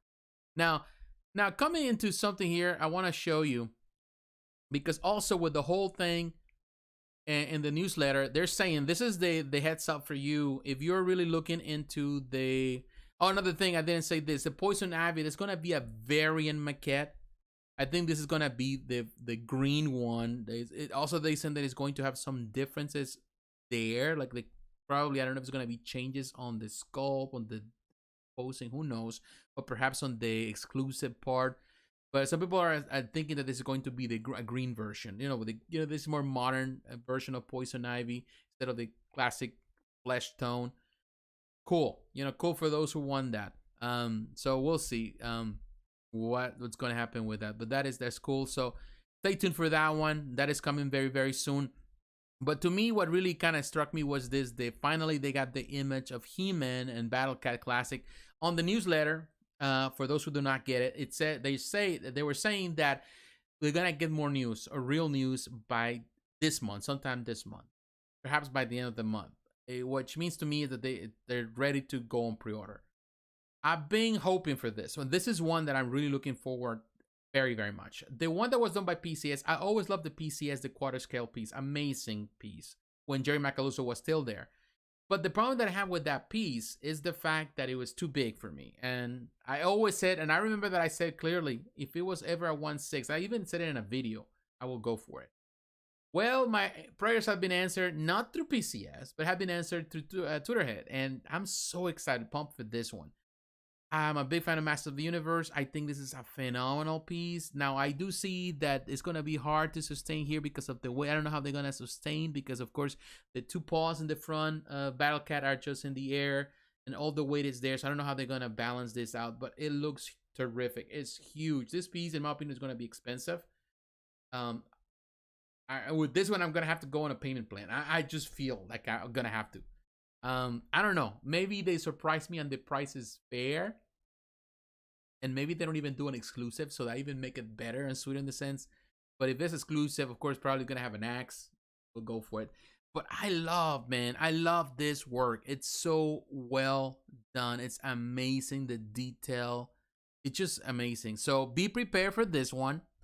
At the end of this month, is going very likely on pre-order. How much is going to be? I don't know. We don't know. But I'm already looking at definitely it's going to be in the $1,000 mark, perhaps even more. If you compare this to the other pieces, like the Allucard pieces, they are like $1,400. It could be there, which I hope not. I hope not. I would not. I'm gonna have to pray hard on that one.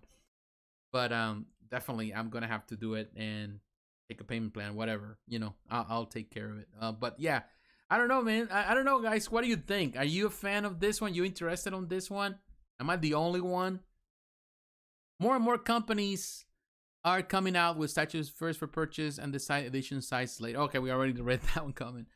But what do you think, guys? What do you think about that statue? Are you a fan? You like it? You don't like it? At the same time, I want to say something that I thought early on. In part, I'm benefiting from. It's kind of like, in some ways, I'm torn on this one. Part of me totally understands it, and I'm glad the companies do variants, and I'm glad the companies are re-releasing stuff and they're reselling stuff or selling stuff that we found here. Now we want to sell artist proof. They always had the artist proofs. Now they're selling them, and I'm glad because I'm benefiting from that. With Poison Ivy, but at the same time, it's very. I feel for some of those collectors that they feel that they feel cheated. They feel that companies are reselling the same product over and over in different ways. They change some things here and there. And they looking at Tweeterhead doing this as something that Sideshow used to do, and it was blamed for a long time. And now they're doing it. At the same time, let's keep in mind that Tweeterhead is in this partnership now with Sideshow. And in some ways, they've been following the same business model. And if it worked for Sideshow, definitely it's gonna work for Tweeterhead. And I think Tweeterhead has fantastic artists. At the same time, many of the artists that are working with Sideshow or that will work with Sideshow are working now with Tweeterhead. So there's, they interchange with each other with these two companies. And yes, I know that sometimes variance can be a factor that some people don't want to talk about because, a lot of times people take advantage of it. Companies do, oh, we have a new variant of this or variant of that. But at the same time, companies are here to make money. And as long as people are happy, I know some people, don't think because sometimes I think the mistake that we have is as collectors, we think that it's a done deal. Like something that you purchase now, it's going to be there forever and it's not going to change. That's the hope. It used to be the idea. But companies have moved away from that concept because things sell. So there's always going to be a new revision. It's going to be a new concept. It's going to be something, sometimes the same piece redone in different ways and different color, different matching things, different parts. But all it is the same concept. It's the same thing. It's the same file that is just being retweaked in the computer and printed in a different way. But it's the same thing.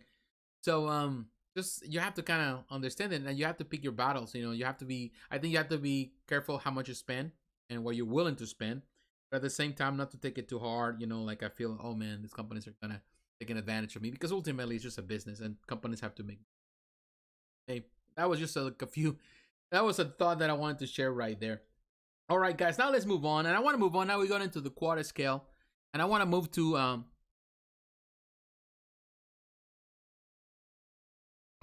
First Four Figures. First Four Figures, I think they've been doing amazing. Always do amazing. And although I will tell you, First Four Figures, they get a lot of hate by a lot of people because of the way sometimes the owner of the company. I will tell you one thing.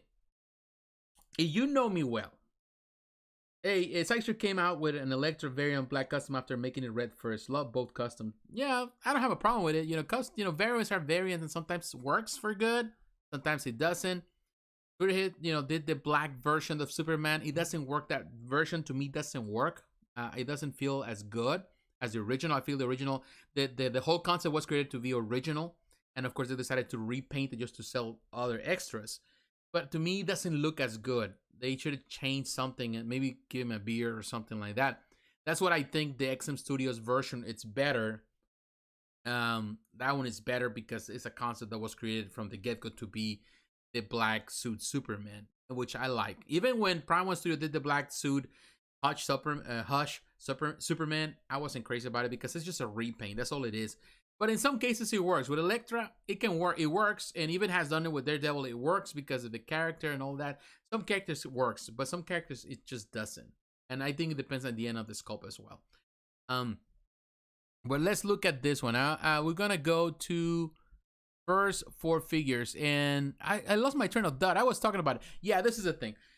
First Four Figure gets a lot of hate, and he does gets a lot of hate sometimes because of the owner of the company. The owner of the company. Cool guy. I'm gonna have nothing against him. I think he's cool, but he's none.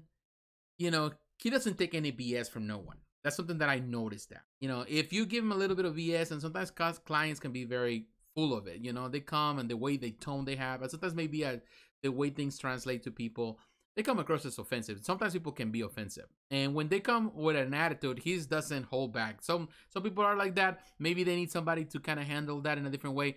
He can be polite, but at the same time, he's gonna tell you straight up, hey, thank you for the feedback. I seen those comments with him, but we're not gonna make a change because it's already set up this way. And people take that as, oh, he's being offensive and abrasive. I don't think that's being abrasive. He's just being honest.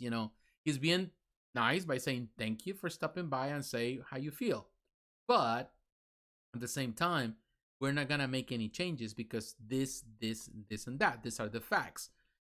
If people can disagree with that, by all means, you can go anywhere else and buy something else. But at the same time, I feel that sometimes consumers, yes, we have a right to tell because we're buying something. But at the same time, you're not forced to buy anything. And you don't have this agreement with the company for them to make something for you the way you want it. No, this company's produced something.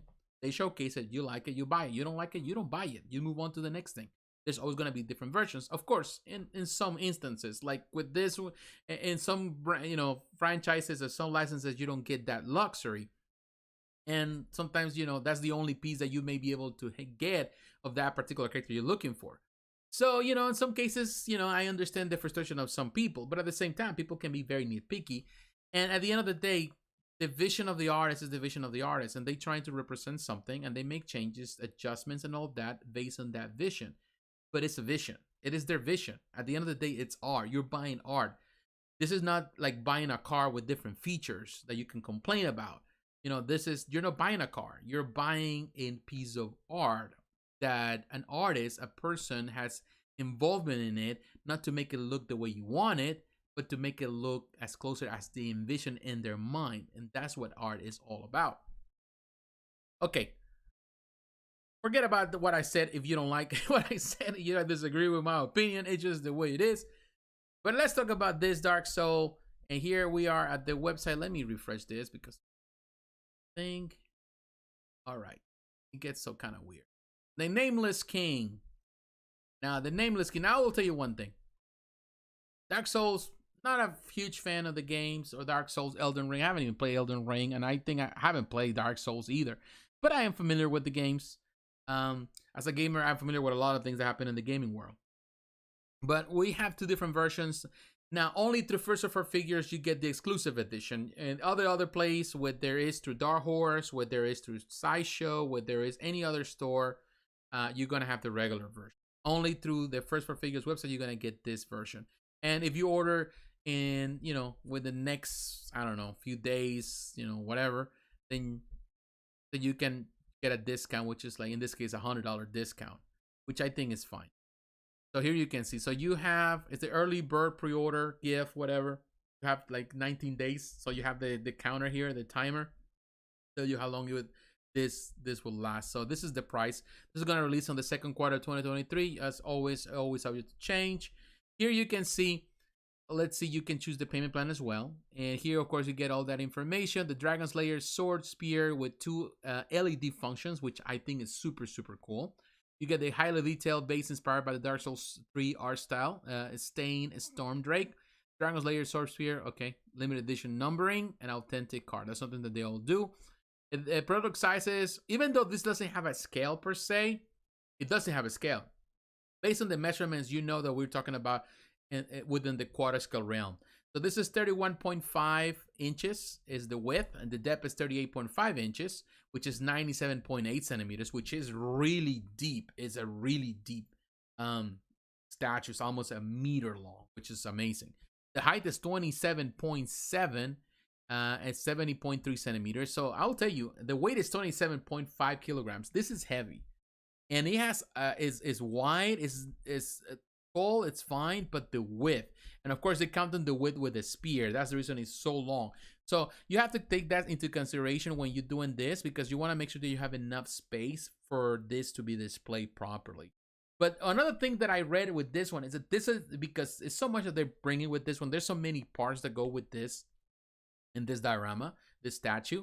It's gonna come in 3 different boxes, which in my opinion, it's amazing. Other companies have been doing the 2-3 boxes, Prime One Studio, but now First Four Figures have to get to that route. It says, you know what, there's so much that we're doing, we need to protect this, because of course you have all these little parts, all these little things can break. So you want to make sure it's so well protected, so they're gonna have to go with the 3 boxes.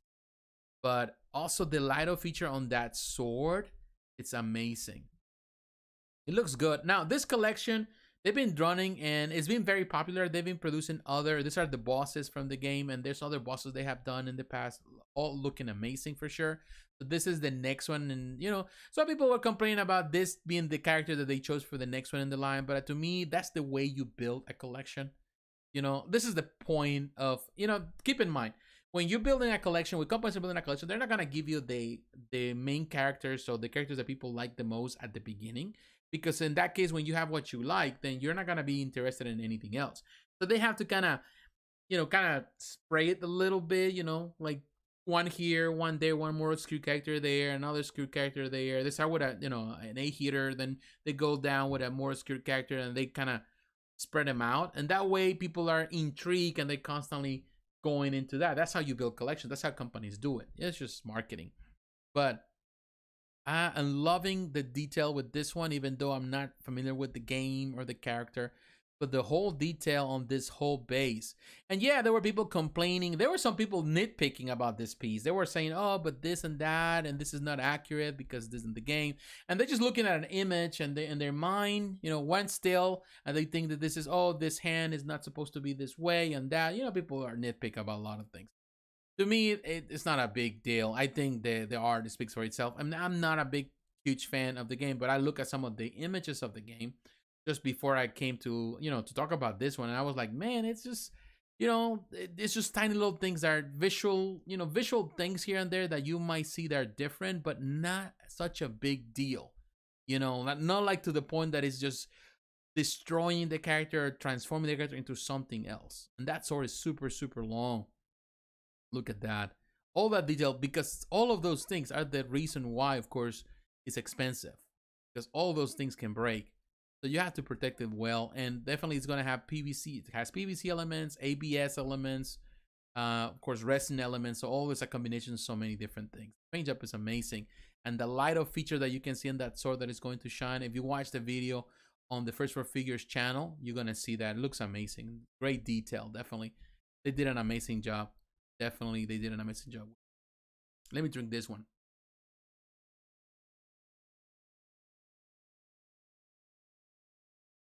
It says, I still haven't beat that optional boss from Dark Souls. To be honest, I haven't played the Dark Souls franchise. I need to do it. You know, people are talking about Elden Ring. I have a lot of friends, and all of my friends are talking about some good about Elden Ring. But to me, it's like, you know, I've never been like a fan. You know, this is the thing. Those type of games that have RPG elements where you have to do this and this and that. And I love hack and slash, of course. But some of those games, you know, like when there's more and more, like when they're too long, I'm not really into it. I've been over the last few years, it's been more of a like first person shooters and of course fighting games. But lately, I've been going back a little more back into fighting games and doing a little more of some action games and stuff like that. But trying to finish some games that I haven't finished in years. You know, so I'm going back to some games even from the PlayStation 3 era, trying to get stuff.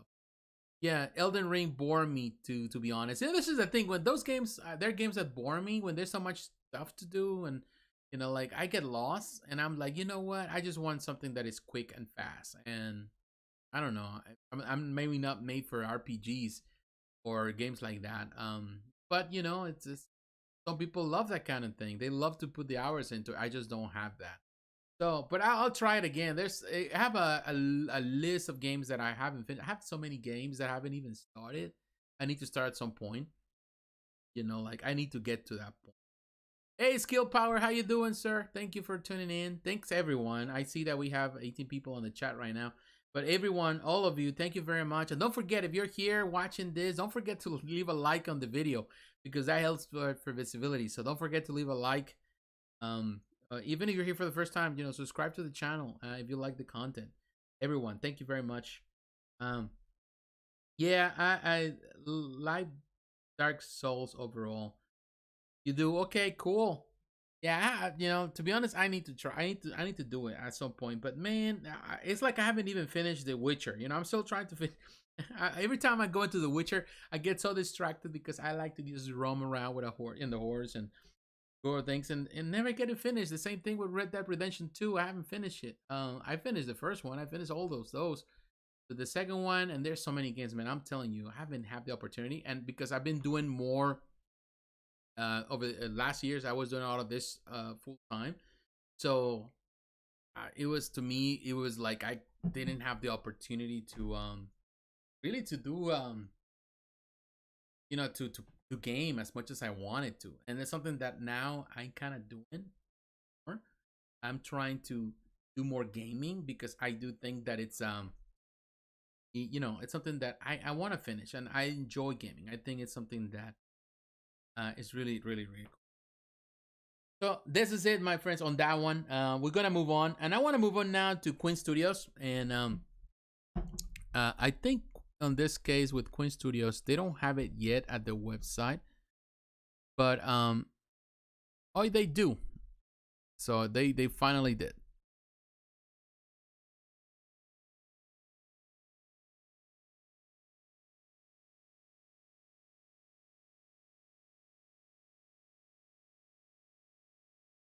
All right, guys, we come into Quinn Studios. Quinn Studios here. Of course, this can be found, somewhere else at some point, right? I don't think still this statue, the Iron Man Mark 42 quarter scale statue, is not yet at Spec Fiction. It will be at some point, but you pay the deposit. Of course, this is the Chinese website. This is from China, all that you cannot order there, but you'll find other ways.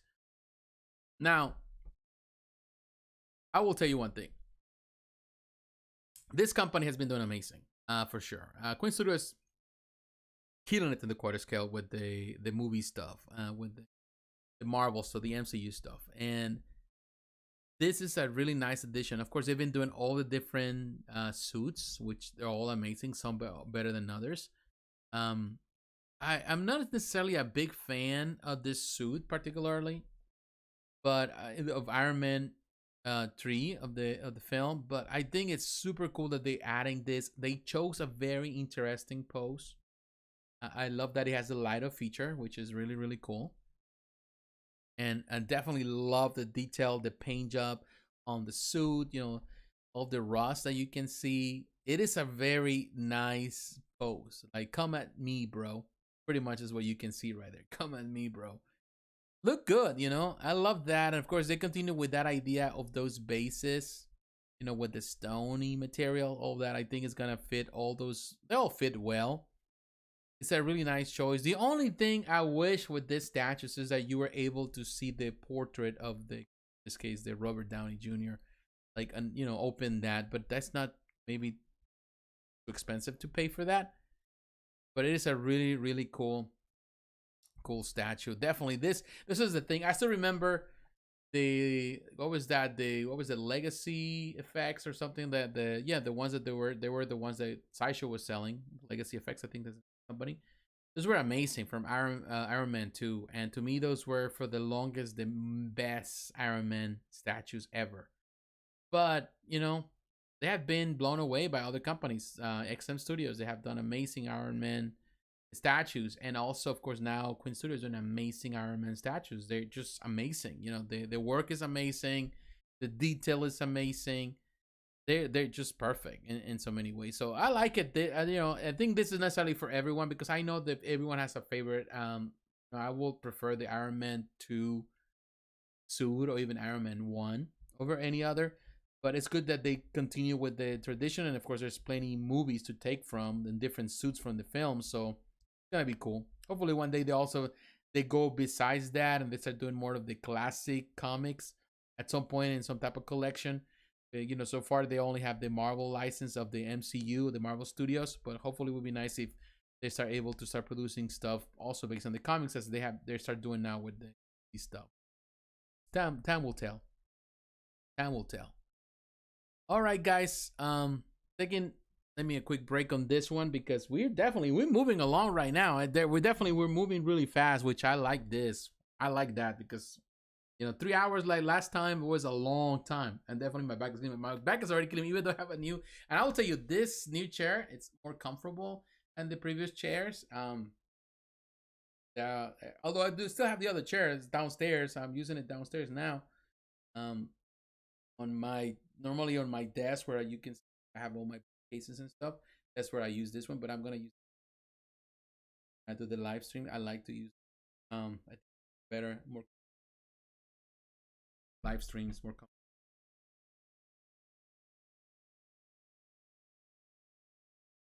All right, let's move on. And I want to talk about Sideshow. I thought Sideshow, this new Psylocke statue that they just released, and well, not released, they showcase. And I thought that for some reason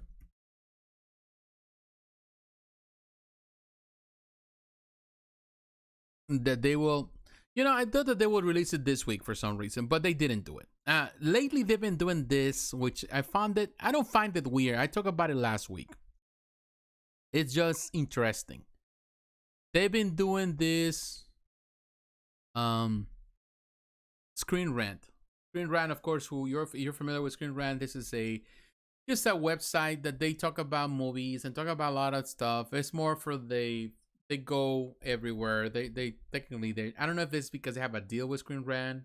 Screen Rant is doing some type of promotion with them. Who knows? The thing is this, now Screen Rant, they did that with the Batman and the Catwoman statue. They kind of give us the idea. So they have this writer, Tatiana Hollander. I don't know who she is, but she got the opportunity to write about this. So maybe they have some deals now with them and they're trying to promote each other. You know, it's just the way it is. So they got the heads up and they get the first comment. The only thing I don't like about Screen Rant is that the quality of the pictures that they have is terrible. It's terrible. So we didn't get really nice pictures. They need to fix that on the website.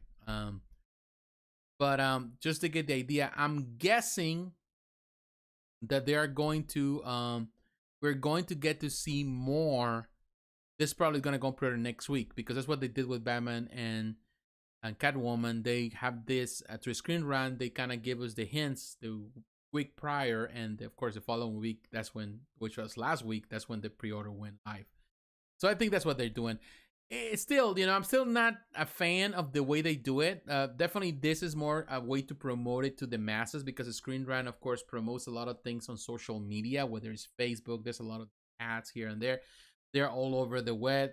They could, in my opinion, but I don't think the Screen Rant is as, in my opinion, even though Screen Rant has a lot of different articles, in my opinion, it's as comparable as IGN. I prefer IGN to Screen Rant, although I've used Screen Rant in the past for different articles when it comes about movies, when I've talked about my podcast.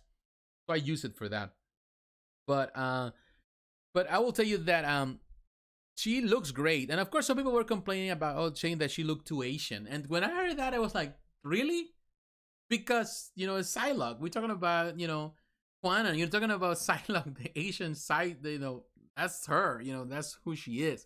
It's always been, this is the funny thing because, you know, over the years, over now, we've seen different representations of Psylocke, more westernized style. You know, it's always been westernized because, of course, it was the idea since the beginning. Since Fabian Nicieza created this character, it's always been kind of off. But we know that, of course, it's the, you know, Betsy Braddock, you know, pretty much the body. And this Quan was the one that took the body of Quanon. So pretty much it's a possession of the body. It was an interchange of, they changed the bodies. And of course, now Quanon is a ninja assassin of this mutant, now has pretty much the power, or has the mind of Betsy Braddock. So you have to kind of go back. I'm not going to give you the whole story because, you know, some people know from the 90s, the comics. So that's the reason it's Asian. But some artists have, over the time, represented a little more on the Caucasian side. Most recently, of course, they went back to normal. Betsy Braddock went back to her normal body. And now she's, of course, another new Captain Britain. So I haven't really kept with those new comics, but that's something that happened back a few years ago. So, and actually they separated. So Betsy Braddock became the new Captain Britain, and actually Quantum became the new Psylocke. So it's how things went. Kind of separate the long, convoluted story.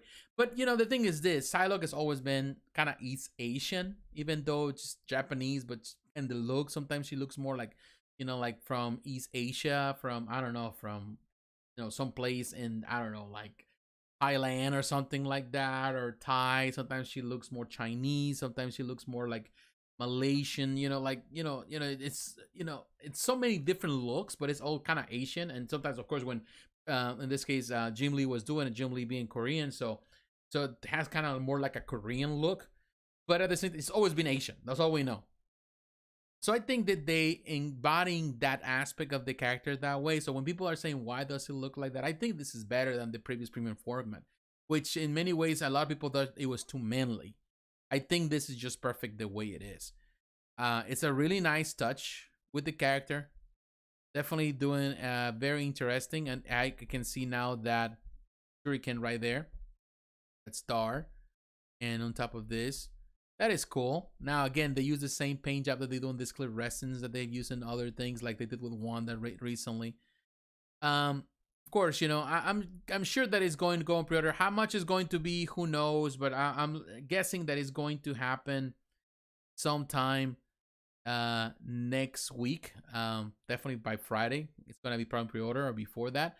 but it looks good in my opinion. Yes, and like Sideshow says, the pose and the portrait are awesome. I like him too. I think it's a perfect pose.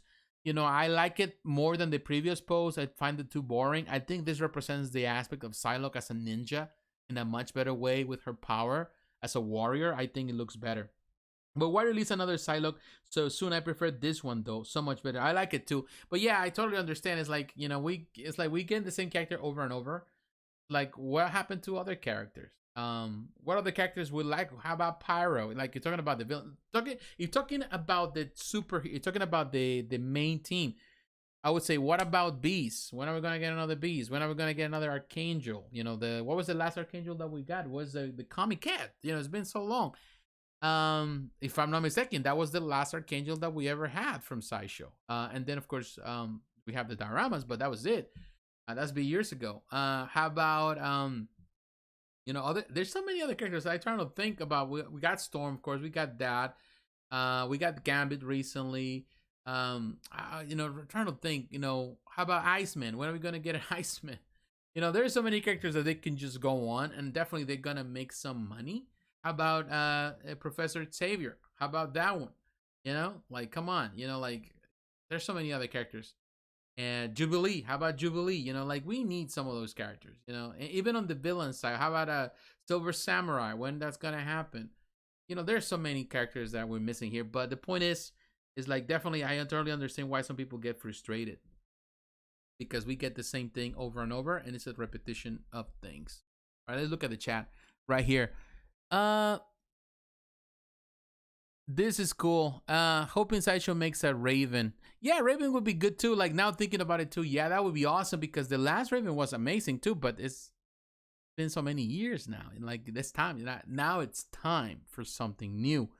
Bishop. Thank you, Bishop. We had Cable. That Cable from Sideshow is amazing. I love that Cable. I think it's fantastic. It's a fantastic quarter scale piece. But Bishop? Bishop can be good, and Bishop is one that the last great Bishop, in my opinion, it was the one that was created by Liquid Shark Brothers, the 1/6, in this case a 1/7 for Bowen Designs, and I like also the one from Iron Studios, the 1/10. But I've seen so far, what we've seen is just custom pieces, and Bishop is a character that would sell. It would sell in a heartbeat. It will sell really, really quick. Omega Red. Yes, that's a great one too. Omega Red, like, come on. Like, the last thing was 1/10 Iron Studios, and they did pretty good. And I will tell you one thing. Something for the 1/6 scale collectors. Our plan when we release Sabertooth, the custom, we wanted to do Omega Red. We were talking about Omega Red. We start with the concept. We had a concept. We did the whole thing. We had a design with Eric Souza. I think I've never talked about it, and I'm gonna talk about it today. We had a concept, and it was amazing. It was coming along. It was looking amazing. But ultimately, financial restraints, and it was becoming too expensive, and we were already dealing with a lot of stuff with trying to get stuff with Saber to produce. Ultimately, we panned it out. But there's one that, in my opinion, would have been amazing, and hopefully one day we can retake that again and redo it, because it was a great concept. The way we wanted, based on the art of Jim Lee. I spent many nights talking to my friend that were doing the project, figuring ideas and trying to pass those ideas to Eric. So I'll tell you, this is something that I share with you, just for a private commission, of course. But I would love to see Omega Reds where there is a 1/6 scale. That's my collection, but definitely as a quarter scale would be awesome, and definitely they can make a lot of money with it. All right, that's it. Sinister, yeah, Sinister would be another great option. And the Bowen Designs is the last Sinister that we got, and then we have the Sinisters from other companies, like for custom pieces. But we need an official one. Omega Red, not too many. Prime One needs the X-Men license. That would be awesome. Prime One would be. I think Prime One would do amazing for 1/3 scale collectors. They will definitely kill it with the Marvel stuff, but we'll see what happens.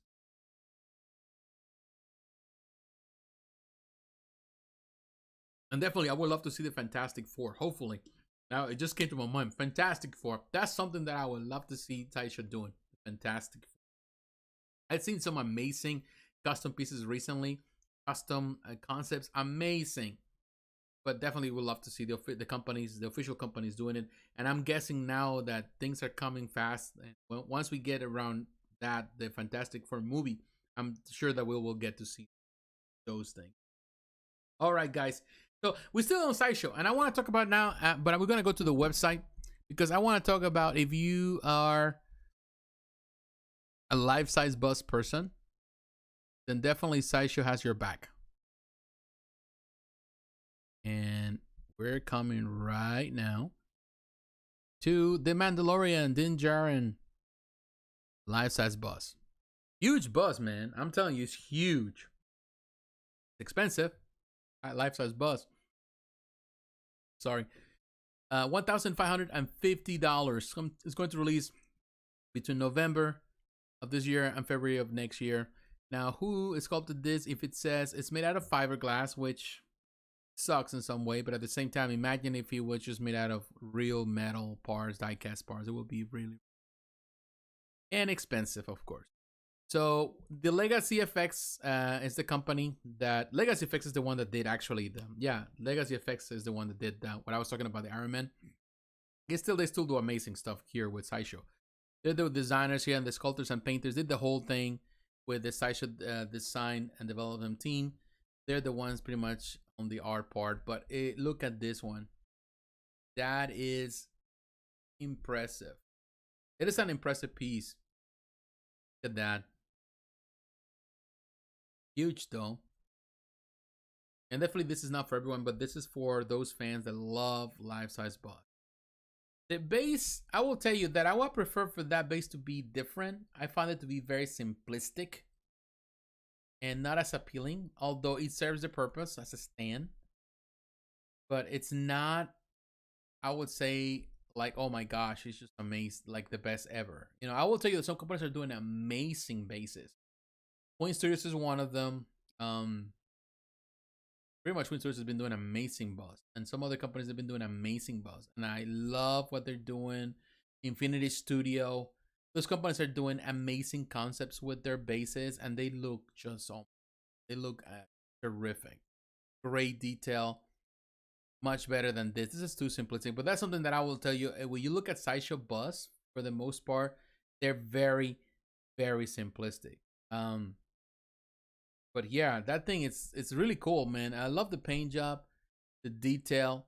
He has an articulated head. I just noticed, and it says that. Oh, wow, I just noticed now.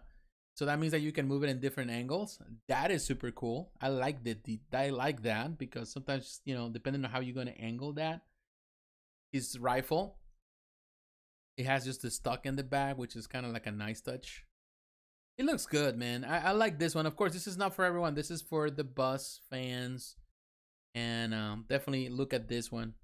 Now the stock and the part of the rifle. That looks amazing. Love the detail, man. It is a pretty nice piece.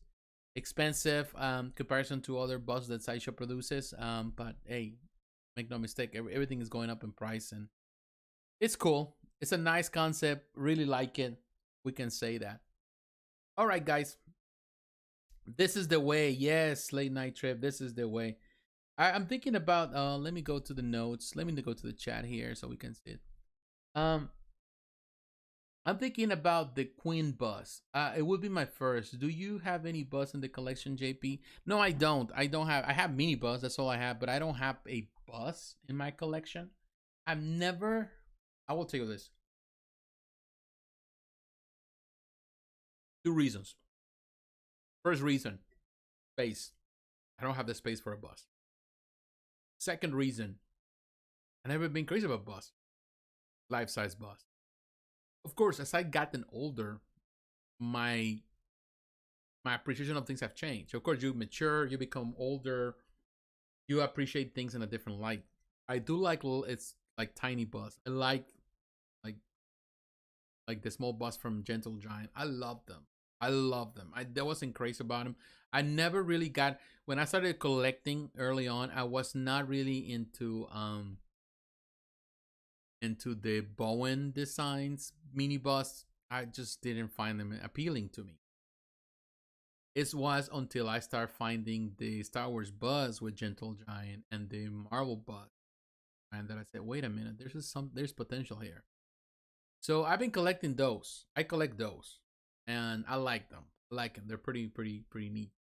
And over time I've been collecting some other bus like select toys and all that. But to be honest, like life size bus, it's not something that I've been like, oh my, like crazy about. But I'm appreciating some of them. Like some of them look really terrific. And I love the bus, for example, that Prime One does. Prime One does amazing bus. Love the detail, like with the King Kong bus, those are amazing. And the Godzilla bus, but I love because the detail that they added into the bases, the detail that they put, it's like they tell a story. Infinity Studio does the same thing. They're just amazing. Infinity Studio doing an amazing bus. Those bus are like terrific. You know, the life that they look so realistic, and to me, those are amazing. Like the Bruce Lee bus by Infinity, the Superman, the Batman, the Harley Quinn. I like the even the bus from Mera. Those are amazing, amazing, and the companies, Quinn Studios, all those companies are doing amazing bus. So yeah, more now, more like say, you know what, nothing wrong with it. If things change for me to the place where I want to get to a place where I want to buy a bigger home at some point, but right now I'm definitely, I don't think I'm ready. Not that we're not ready, it's just we have to prepare for it financially too.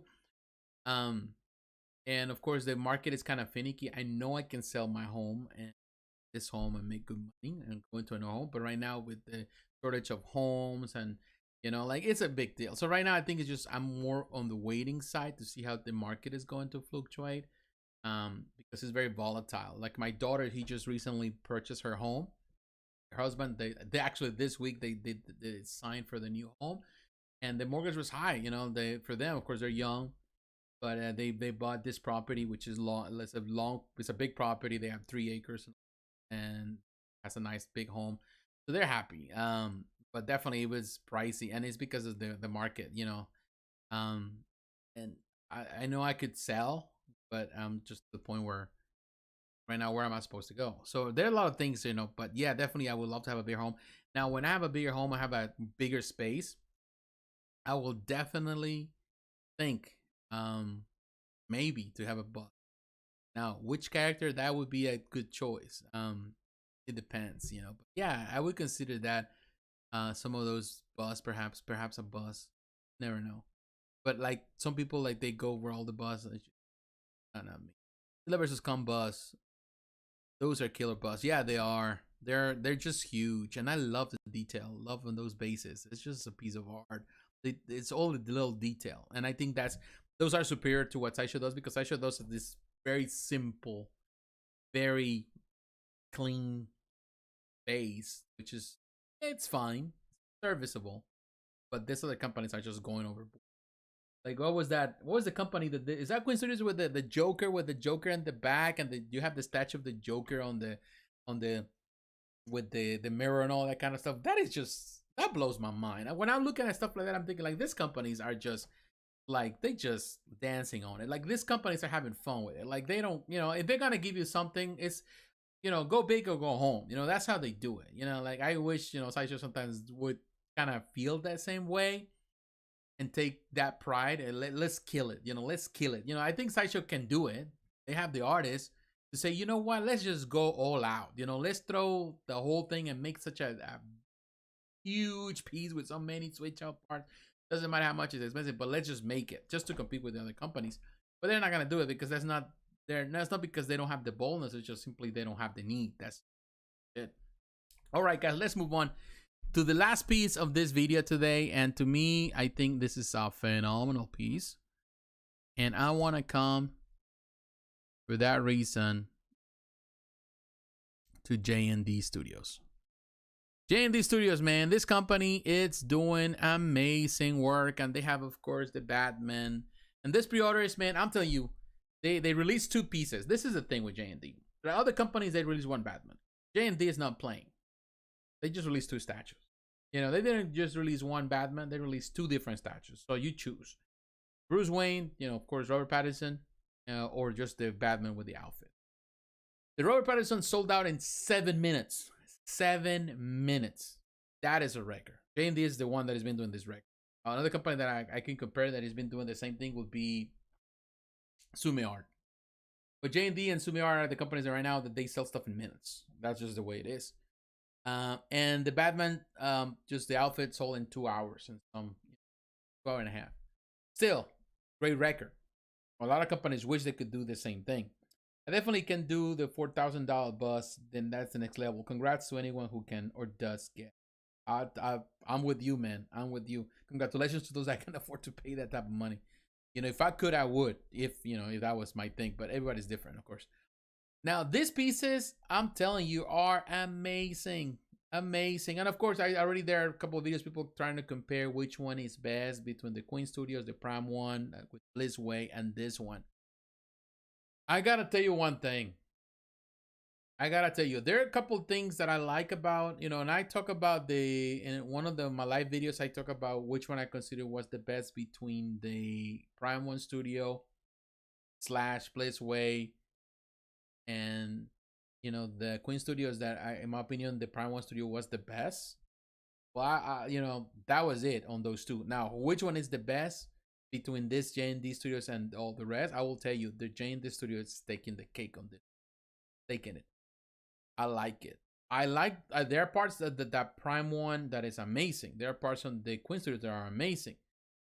But the way JND Studio did it here, and I'm sure that some collectors are going to have both pieces, is amazing. And the likeness, yeah, some people are going to point out some of the likeness is not on par. They say that there's some things that make a comparison with pictures. I see people trying to compare even the suit with the images of the film. At the same time, this is images, realistic images in comparison. And you're trying to compare it with a movie, images from a movie that have this filter that was already dark anyway. So, of course, everything looks darker. They're natural colors. So this is the natural color. It's not like JND missed the mark on the colors. I love this, and I love the pose. This is the pose very similar to the one on Prime One Studio and Blissway, which it was more accurate than the pose that they did with the one from that actually Quinn Studios did. It was more accurate. So this is the most accurate pose, and as close as Prime One Studio, so it's comparable. But I love the face, the portrait. I feel that the portrait really matches, and that face on this one. Look at the Bruce Wayne. Here you can see the price. 1/3 scale. You pay the whole thing, whatever. Maybe see we can get into the pictures here. Well, we're not gonna be able to get. If not, we're gonna go to Spec Fiction because there's where we can find better pictures. But here is that, and of course here's that. Here you can see price $2,500. Really cool. That's when you order through them. Of course, all this is paid out. JND Studio already took care of it. So let's go to Spec Fiction. Spec Fiction is the place to go. Spec Fiction is the place we're gonna see it. Here you can see it. Love Spec. Now here you can see Bruce Wayne, Robert Pattinson, 1/3 scale statue. Of course, you pay a little more here. But the great thing about if you are here with the with Spec is that of course, they don't have to be disclosed because, of course, they gotta ship and all that stuff. But Spec Fiction is fair in comparison to others. Yeah, those are sick. They're sick. Here you can see that. I love the portrait. You may, we can nitpick here and there, but man, I think JND killed it. Really close. The tailoring to me is really good in his coat, in his suit, the shoes.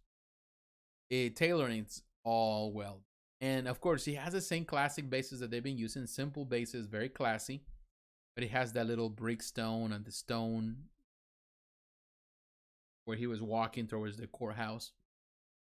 Oh no, towards that when they were doing that there's this church they were going.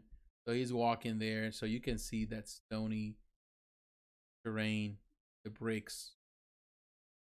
But man, that tailoring. That is really nice tailoring. If like tailoring, if you know tailors and you know this stuff, that is a nice job. They did a nice job in that code. It's cool. The hair, rooted hair, of course. That is super, super. Even the 6 o'clock shadow, all of that, man. It's just really well done. And yes, we can say that it might not be as close, but tell me something that is closer than this. Give me an option to compete with. Nobody does have one. I'm sorry, but nobody does. This is a phenomenal piece. Phenomenal job. And of course, at different angles, it's gonna look in different ways. But there's no denying they did a phenomenal job. Now, when we look at the other one, again, when I'm comparing this, I think this is better than the Prime one. And at the end of the day, you choose the whatever you want. You know, Prime one is an amazing company. There's no denying on that. Prime one, Blissway, they did an amazing job. I'm not gonna discredit them. Also, Quinn Studios. But there are elements here that I really like about this one. Of course, the Prime one has also a lot of switch out parts. But I love the portrait. The pose is classic on the film.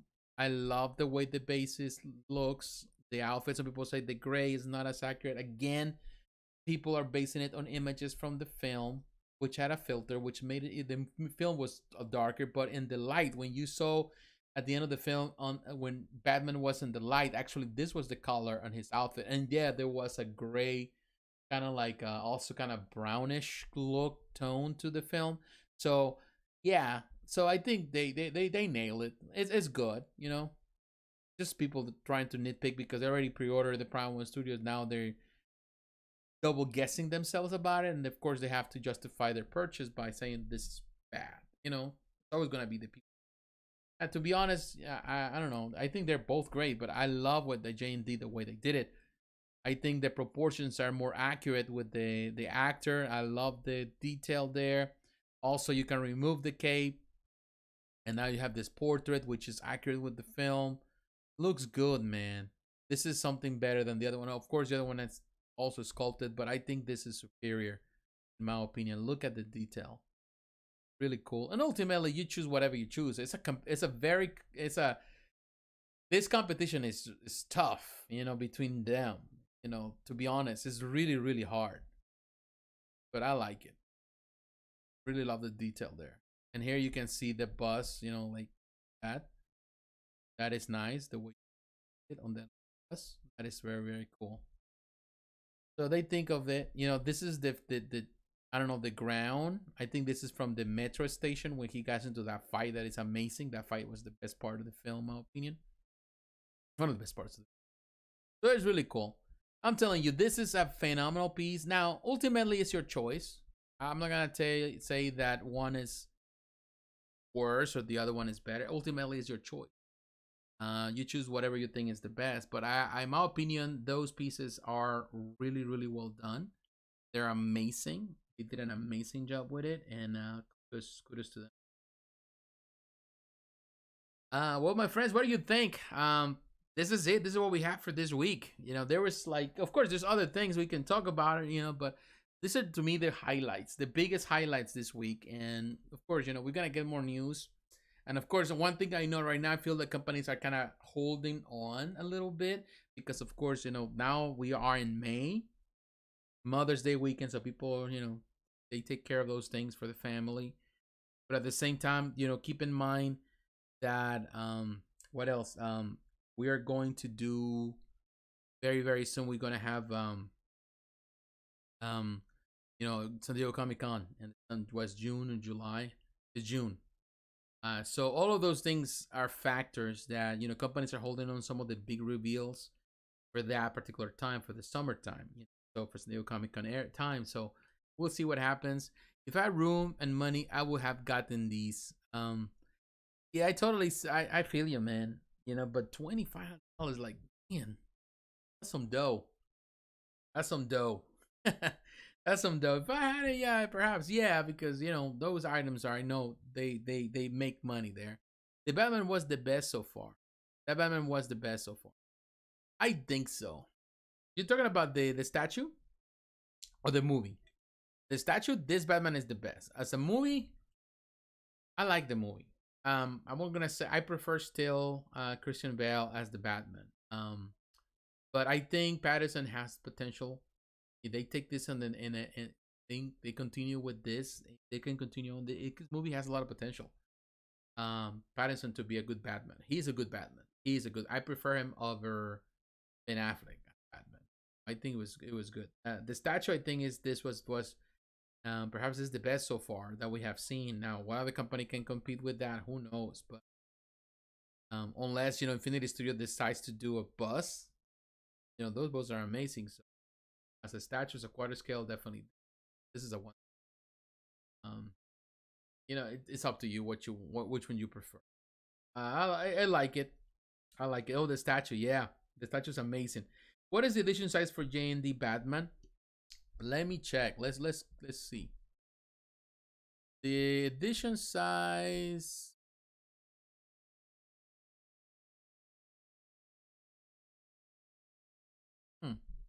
I don't think it does have it, but let me go to JND Studio.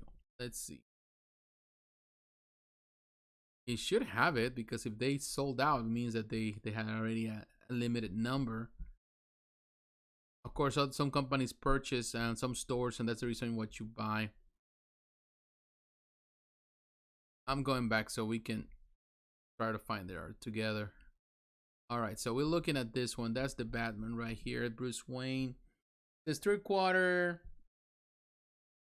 to make payment. It doesn't have an edition size. Oh, I don't see one.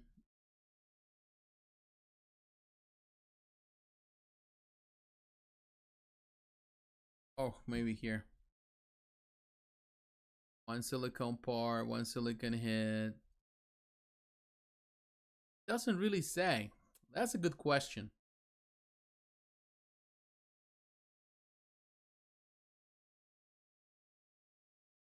Oh. Let's see it.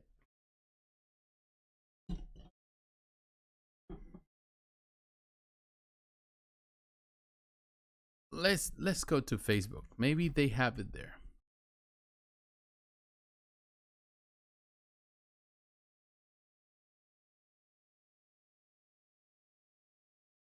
Maybe they have it on Facebook. Now you got my attention on it.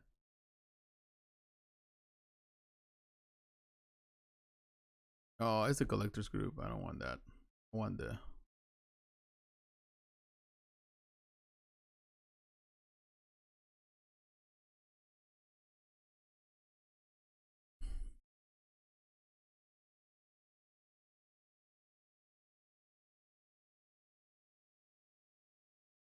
Okay, here they have it. For the Batman, the edition size was 900 pieces. 900 pieces for the Batman. For the Bruce Wayne is 400 pieces. Those are very limited numbers. Very limited numbers. So that is the reason why it sold out quickly too. But 400 pieces, that's a lot of collectors. When you do a math, if you're selling this for $2,500, I think that's what it was. $2,500, multiply that by $400 pieces. So you're talking about $1 million right there. $1 million, of course, you know, like you have to pay this and this and that, so you don't make the whole of profit, but percentage of that is profit. Even if you only profit out of, you know, with all the numbers, even if you come up with $250,000 in profit after you take care of everything, you still make bank just for that. And then of course you consider the other one. So yeah, they're making their money. They're making money. You know, they're making money. So again, guys, you know, I will say, you know, I think this is a fantastic Batman. Of course, you know, let's get ready. And yes, Christopher Nolan, The Dark Knight is my favorite movie. Yeah, Christopher Nolan, his trilogy is the best. But I will tell you guys, definitely this is an interesting time. The way things are shaping up. Definitely a lot of companies we had gotten a lot of great price releases, and now we're waiting for the summer, you know, and see what happens with San Diego Comic-Con and what reveals. And I'm sure we're gonna get a lot of reveals from companies. They're holding on a little bit. Hopefully they don't kill they're already killing us, you know, with our wallets, but hopefully they don't kill us too bad.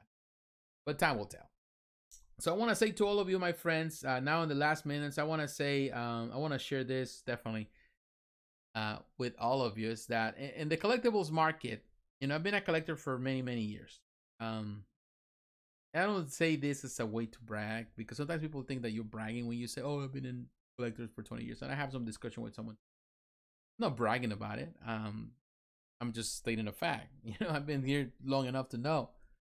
I think as a collector, I have come to realize that there are a lot of things that are good, and there are a lot of things that change. And I know that sometimes it's easy to get frustrated when things don't work the way you want them. But at the same time, it's important to keep your eyes on the price. You know exactly what is the reason you're doing this. Fun, you do, for to let some steam out. Are you doing this? Deal with some frustrations of life. At the end of the day, it's about having fun. And sometimes for some people, it becomes kind of like a second job in the sense that, and I've been there. Believe me, I've been there. I'm not gonna deny it. Um, it becomes such a thing that it consumes you, and it takes away the opportunity to enjoy life and really have fun. Really see the potential of things. So it's important always to keep that in mind. You keep your priorities in check, and whatever you do, do it to your best of your abilities. And you can afford, and what you cannot afford, you cannot afford. It's just the way it is, and deal with it. And sometimes you're gonna make mistakes. I make mistakes all the time. Um, Sometimes you buy things that you shouldn't buy, and sometimes you add things that actually don't add value to your collection, and sometimes you spend too much money into something that actually ain't that much. So it's important to kind of consider those factors in life. What are you building? What is it you're building? Um, how you envision your collection. And again, in any collection takes time. Like life takes time to build. Like to get something done, it takes years. The good things in life take years to build. A collection takes years to build. So it's important that whatever you're building, you're doing it break by break, step by step. You're doing it the right way. And sometimes there's gonna be detours. I have done detours in my life. There are times where I have gotten so tired of certain. I've sold everything several times, and that's one reason that sometimes my collection is not as big as it should be after so many years. It's because I have to restart, and it's good to restart. Not to be stuck into something. I don't like to be stuck. Some people can be consistent, and that's good to be consistent, but not everyone can, and not everybody is ready to be consistent, and not everybody likes to eat the same thing. I used to remember, I gotta tell you this, I used to work with a guy back in the day, a good person, very good person, also a person that was your God, and he was a Christian man, and he was a family man. He was a great, very peaceful, not confrontational at all. But I used to remember one thing with him was that he loved to eat lunch, the same lunch every single day. He was a PB&J guy. That was his lunch, PB&J. And he loved to eat pretzels with his PB&J. And besides that, he loved. I think he loved grape soda. It was, if I remember well, that was his lunch. Um, some people can do the same thing and be constant in the same thing for the rest of their lives. But some people can't. I'm not the type of person. I like variety. I like to eat something different every day. I'm not the type of person that can eat the same thing. I may be even able to eat things that the leftovers the following day, but I like change. Some days I wake up wanting to eat chicken. Some days wake up wanting beef. Some days I wanted just to eat vegetarian. I don't get just Mexican one day, Chinese the next, Japanese the next, Italians one day, pizza one day, burgers the next. It's just me, just whatever floats. And as long as you understand who you are as a person and you keep that in mind when you're building a collection, you're gonna deal with the frustration. And that's the part what I love about this hobby. What I do isn't necessarily because I'm building something. It's more about just having. And when I get tired, I move on to the next thing. That's why I collect so many different things. But at the end of the day, it's about knowing yourself and knowing your limitations, just finding common ground with the things that you love and the things that I offer. That's just the way it is. So, my friends, I just want to share that with you as now that we're ready to call it a night. And I want to say thank you very much again. Thank you for your support. I'm glad with my new chair. I'm loving it. Stay tuned. I'm definitely, I need to start working on reviews. I'm gonna be doing also action figure reviews. I've been thinking about doing more action figure reviews where there is 1/6 scale figures, Hot Toys and other brands like 3-0, other brands. Also been thinking about doing more. I've been collecting more figures. If you follow me on Instagram, I mentioned it. I've been doing like Transformers figures. I collect retro figures, Universe figures, all kind of figures. I love figures. and I put them in a bin, and they stay in the bin forever. But I just like figures. It's just something about, and I'm gonna probably do some of that. It's just to have fun with it. Also statues. You know, going to go. I still have statues that I haven't reviewed, and I need to review. I have a lot of books that I'm still getting books.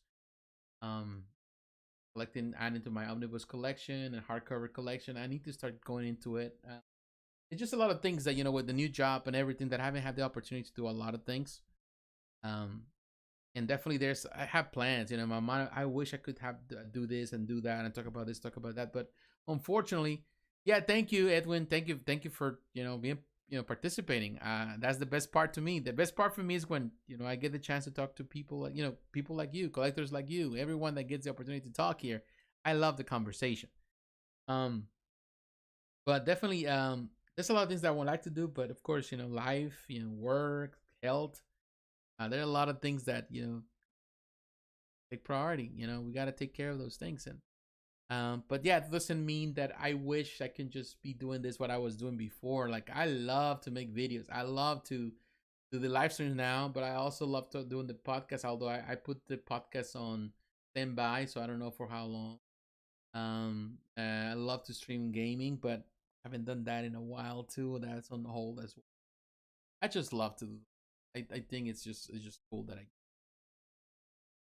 I want to say to all of you, my friends, God bless you. Thank you for taking time to listen to my ramblings. You know, I wish you the best of weekends. Again, Mother's Day weekend is here, so for those who have their mothers still alive, you know, my mother, um, enjoy your mothers.